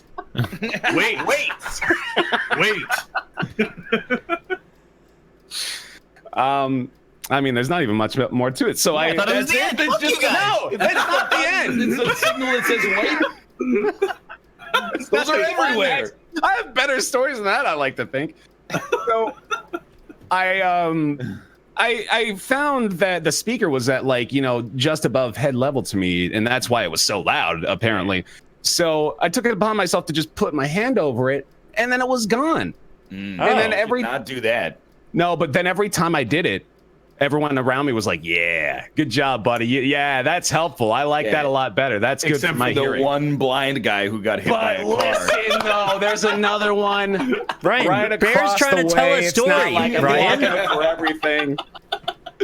I recognize why it's there. I'm just saying I alleviated the overwhelming audio sensations that the people directly next to the speaker were experiencing. Yes. That's Wait. The end, That's the end of it. That's the end. Wait. Okay. And I took that upon myself a few more times throughout the course of the week. And every time I got, approving nods. So you know what? The judgment, that's sliding right off. You know Sliding why right that off. Because everybody in Vegas is a tourist who only cares about their own comfort and not the comfort of the visually impaired. That's right. Wait! Wait! It's a Monday. Monday's like, it's the valley of my week as far as anecdotes go. I did go to the grocery store today. I don't know. Here's the thing. I don't like to tell my grocery store anecdotes when they're ageist. A lot of my grocery store anecdotes, I'm sorry to say, I went to the grocery store at noon on a Monday. Or 1 on a Monday, I guess. I came back with a lot of anecdotes that could be perceived as ageist. Like, I don't want to tell the anecdote about how I was in line behind a couple that were, you know, they appeared to be in their 60s. And when the cashier said, "Do you have your rewards card?" the husband turned to his wife and said, "Do we have a rewards card, honey?" And then she said, "I don't know, why don't you look?" And then he pulled out his wallet, and I don't even know what he was looking for, because apparently they've never been to this grocery store before. They didn't know what it looked like. And she was like, "I think it says more on it." And he's looking through like 1,000 cards. And then he goes, "No, I guess we don't have it." And I'm like, that's cool. I mean, the way I told the story, I do just want to say, was about 5 times faster than it actually interacted in real life. It's okay. You know, it's not like it ruined my day. It did mean that I spent an extra 45 seconds at the grocery store. And selfishly, that bothers me a little bit. But it's also because of someone else's selfishness that they, you know, don't even remember if they have the rewards card that it's an issue. Like, I'll level with you, and maybe this makes me low testosterone in the eyes of the internet. I have a rewards card, but there are times when it's, you know, I check my wallet, I don't see it in 5 seconds, I got 10 people behind me, I go, "You know what? Sorry, I don't have it." And then they just buzz me in, and I take my hit. Sometimes I've left it at home accidentally, or I don't even know, I got somebody else's wallet. Look, it never happens, because I go prepared to the grocery store. When I hit the cashier. It's not what I mean, but when it's my turn, I have 3 things in my hand. I have my credit card, I got my parking slip so that they can validate it and I get $3 off my groceries, and I have my more rewards card. I do want to point out, I'm aware that a lot of my anecdotes, particularly in public places, make me sound petty. It's not petty. I'm in like a Frank Grimes sort of situation. You know, from The Simpsons. He's the guy who goes to work at the nuclear power plant and notices that despite Homer's incompetence, he's climbing the ranks and he's beloved by his coworkers. And Frank Grimes is doing everything right, trying to be like a responsible citizen, but also good to his coworkers, but nobody seems to like or respect him. And he meets a tragic end. You know, when I drive to get where I'm going, but I also endeavor not to inconvenience or endanger people. I think most people are probably in that camp, but it doesn't seem like it every time you go there. Every time you drive, I should say. When I go to the grocery store, you know, and I'm on the conveyor belt, I don't make the cashier do any extra work. You know, that's not their responsibility. That was insanely lucky, by the way. That's not their responsibility. I'll load the stuff onto the conveyor belt. I'll hold the cat litter for you. And then you can just scan it and I'll put it back in the cart. That's the way it should be. So when other people, you know, by not taking the extra second to think about, you know, the way that their interaction is going to go, inconvenience 20 or 30 people in turn, I find it mildly annoying. It's not like I go to sleep and I'm like, "Oh, I can't believe the jerk at the grocery store. Hold me back." It's not like that. I'm a happy person, believe it or not. People think I'm grumpy. That's just because I find many things mildly annoying. But I don't know. This is going to sound a little bizarre potentially, or maybe you'll get it and be like, "I feel the same way." I can be annoyed by something without it actually, like, affecting my physiological, emotional, or mental state. Like, if something happens to me that's mildly inconvenient, my brain is like, "You're annoyed." But my body has, like, no aggravated response to it, unless it gets ridiculous. So I'm like, the annoyance is intellectual, merely intellectual. So it's not actually like I live my life being miserable. I mostly just live my life judging the minute behaviors of others, you know, as a result of the anxieties I myself have when I go out into public. Like the little things, you know, when you're at the deli counter, which I have not done. I'm not going to belabor the point. But I've been doing a lot more meatless stuff and I'm enjoying it. That's all I'm going to say about that. I'm not trying to convert people to a lifestyle of vegetarianism. I still eat meat myself. On Saturday, I ate a bison steak. I don't know, it's probably like 1% of a bison's mass. It was huge. I also thought that all bison went, and this is going to sound stupid, especially for someone that has a bachelor's degree in biology. Just remember that, by the way. If you're in high school right now and you're like, this guy's an idiot. I have at least 4 years more education than you in a relatively specific subject from one of Canada's top universities. And it still means nothing. I'm still a moron. So imagine how dumb you are. Okay, I didn't mean it like that, but that's kind of what I mean. It was like, you know, respect your elders. Unless they're slowing you down at the grocery store or driving.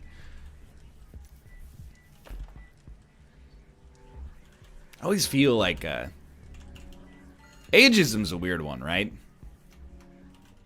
Because, like, there was a time, and it might still be going on, but I feel like for, like, all of my life, you could say something like, hey, I almost got killed by a 100-year-old on the road today. And people would be like, I can relate to that. And now, if you say that, some people would be like, that's a little ageist. And I'm like, you're probably right. Maybe this is an ignorant argument on my behalf, but like, when Kate and I were coming back from camping last year, a very elderly woman did not signal. This is on the highway, so we're going fast. Merged into our lane while we were in it. I swerved to avoid her. Luckily, nobody was hurt. And when I drove by her, you know, the car is like full of screaming at this point. I looked at her and she's just dead ahead, staring straight ahead. I'm not saying that that's a situation that could only happen if a person is elderly. What I am saying is almost anything that I say is justified because she almost killed me and my young family. Again, that's probably not the right way to talk about it, but it's the way I felt in the moment, and it's still the way I feel to a certain extent. That, like, you know, they're like, well, you can't say that. I'll be like, well, she almost, you know, led to a fiery wreck that, you know, killed my wife and myself, or one of the two. It would still be really bad. And they're like, yeah, but you didn't have to be so mean about it. This is one of the situations, dude. It's happened to me, okay? For real. This is how I know it's not just, you know, the elderly. They're terrible drivers. There's been, I think, like 2 situations that I can remember where I was very much at fault. Let's try this on for size. And both of them are exactly the same. Both of them are like me taking a turn, a pedestrian was in my blind spot, and halfway through making the turn I had to stop, and then they throw up their hands and go like, bro, what the F? Every single time that's happened, both times I should say, I've gone, you know what? Your reaction is completely justified. I hit the brakes, nobody got hurt, but from your perspective, you're just like minding your own business, and then all of a sudden, there's like this death machine that almost hit you. The correct response, though, is to accept that meanness as a symptom of the fact that you almost ended their existence on planet Earth.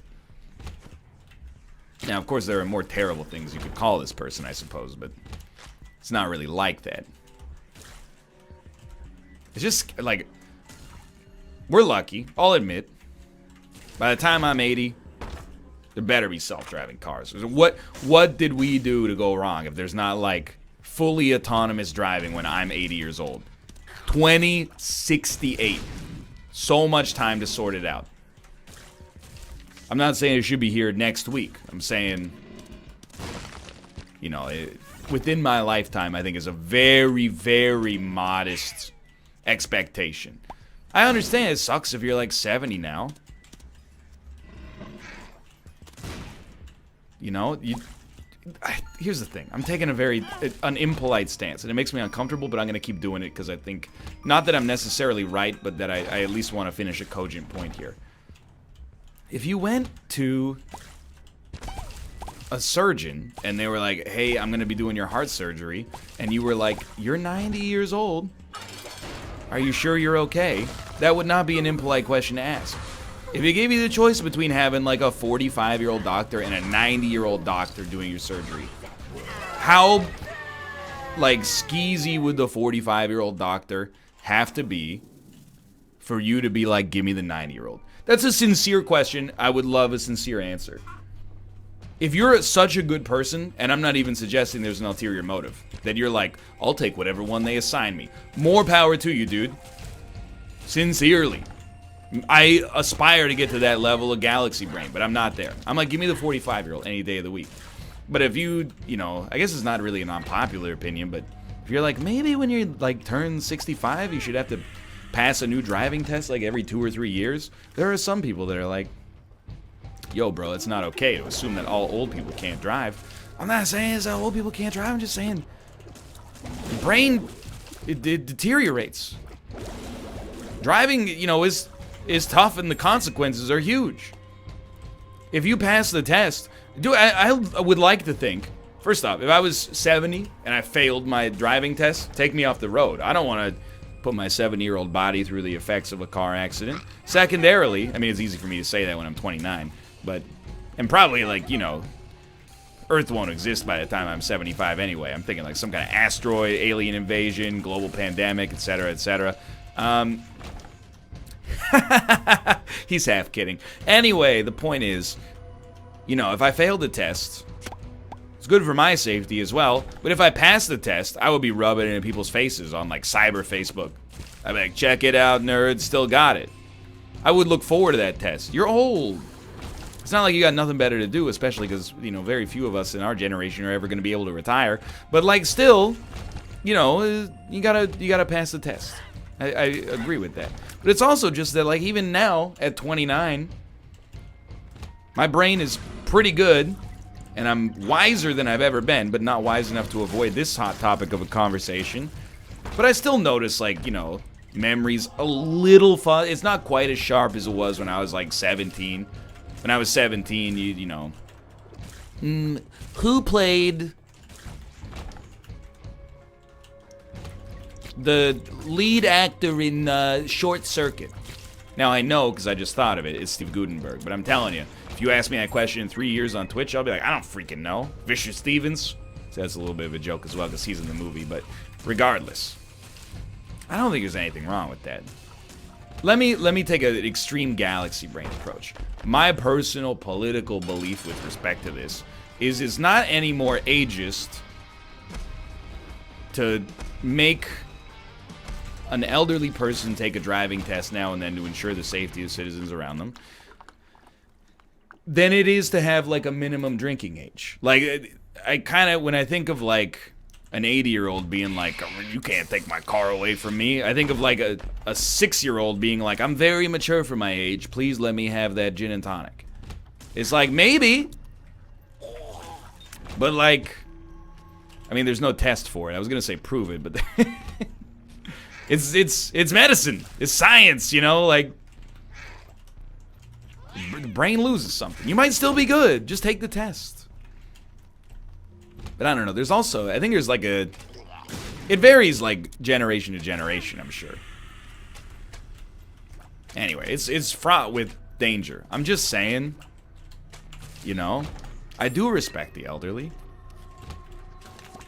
It's not like I looked at this couple and said, hey, Grandpa, take my more rewards card so I can get the extra points. No, that would have been smart and also helpful. Instead, I just stood there and silently judged them, which I would say is not mean. But you may disagree, and you might be right. And I do get hung up by people my age in the grocery store as well, but it's usually under sadder circumstances where they're like, you know, scraping change together.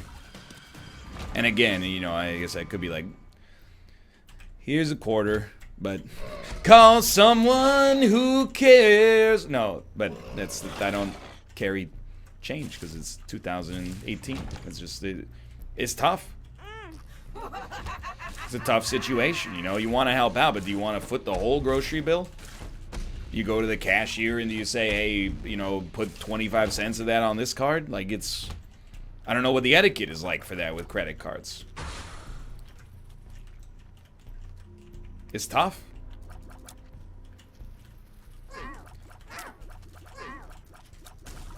Anyway, that's my grocery store anecdote. Which led to me being like, I hate old people. Not true.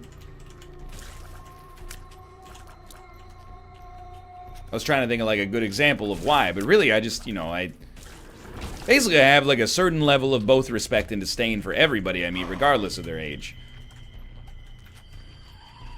For the most part, when I and I inconvenience people in public as well, and maybe they're nicer than I am, and they're not like, hey, this bald idiot caused me to take an extra 30 seconds at the bus stop today. Almost hit me with his Ford Focus and then said sorry. But, I don't think it's because they're old. I think it's just because, you don't... Not everybody, I guess, like, rehearses every social interaction or tries to min-max it like I do. Like, when I'm at the grocery store, I'm always like, I gotta bag these groceries so quickly that it doesn't impede the person behind me. And it probably makes me look like an idiot. I'm like, stuff. Get out. I'm carrying like 6 bags in one arm. Everybody else, the average person, I think, is a more, like, laid-back attitude about it. They're like, maybe I'll remember my more rewards card, maybe I won't. What does it matter? It's like, I think maybe, I don't know, when I retire, I'm gonna be one of 2 ways. I'm either gonna be like that and be like, every day's a Saturday, I'm gonna pay with quarters. Whoa, smelter. Or I'm gonna be like, dude, I'm on my way out. Please speed yourself up. It's the driving thing, and you're like, and I'll stop. No, you're gonna get in trouble. The driving thing is not even like anti-elderly. It's more like symptomatic of the fact that the way we get around is by using our minds and hands to pilot, a 900-pound freaking steel bullet. Like, that's how time to go to the grocery store. Let me get in my incredibly, like, specifically impressively designed locomotion machine. That's the annoying part. Like, if you look at your cell phone, it's a tough one again. I don't even look at my cell phone at red lights, but I know reasonable people that do. Not when I'm in the car, because they're getting an earful. Because everyone always goes, yeah, look at my phone. And I'm like, well, do you ever, like, not notice that the light's green? And they're like, okay, I see your point, but big whoop, they have to wait an extra 15 seconds. You know I'm not about that life. I am mad at you if you use your cell phone when you drive. Like, highly mad. That's so dumb. You don't need me to tell you this. You don't need a YouTuber PSA. You know it's dumb. They're running ads against it. Basically as bad as drinking and driving, in my opinion at least. Willfully distracted driving. Why are you looking at your phone for anyway? Like, if the only even semi-valid option is directions. I'm not gonna let you off the hook. You should have handled that before you left. But simultaneously, like, that's the only one I get. If you're looking at Twitter, please God, just shred your driver's license or cell phone. Whichever one means less to you. However, I also understand, and once we get that self-driving car technology working, and I know it's not there yet, but once we get it working 100%, Twitter to your heart's content, man. All of these, like, distracted driving issues, they could be less than a decade or 2 from being way less important. Now, I understand, you're only as safe as the people around you who may not be using autonomous driving, but you kind of understand where I'm coming from, I hope, here. Nicholas, how about you? So I finally made it. I got an email. I'm in with Discovery Channel. Ooh, whoa! Alaskan road simulator. Alaskan truck simulator. Let's go. You're getting Alaskan crabs for They're free? sending me Alaskan truck simulator, and I'm gonna play it. And it's gonna be so cool. Oh shit, dude! Dynamic weather system, vast interactive environment, living ecosystem, distinctive economy, survival system, fractions and respect. Keep going, I'm almost there. Taking illegal stimulants to stay awake and get around labor laws. Oh, useful knowledge to gain and mysteries to discover. Planning for your inevitable career change when self-driving cars become widespread. It actually looked kind of beautiful. I'm going to play the shit out of Alaskan Truck Simulator. I hope I get to drive over the ice road. Oh my god, I might get to go on the Coca-Cola. That's not in Alaska. Coca-Cola? I know it's not in Alaska, but maybe you get to go to Canada a little bit because it's near. Dude, that wouldn't be an Alaskan truck simulator. Just call him a doob. I was just hoping. Doob. Come on, I was just doob. hoping.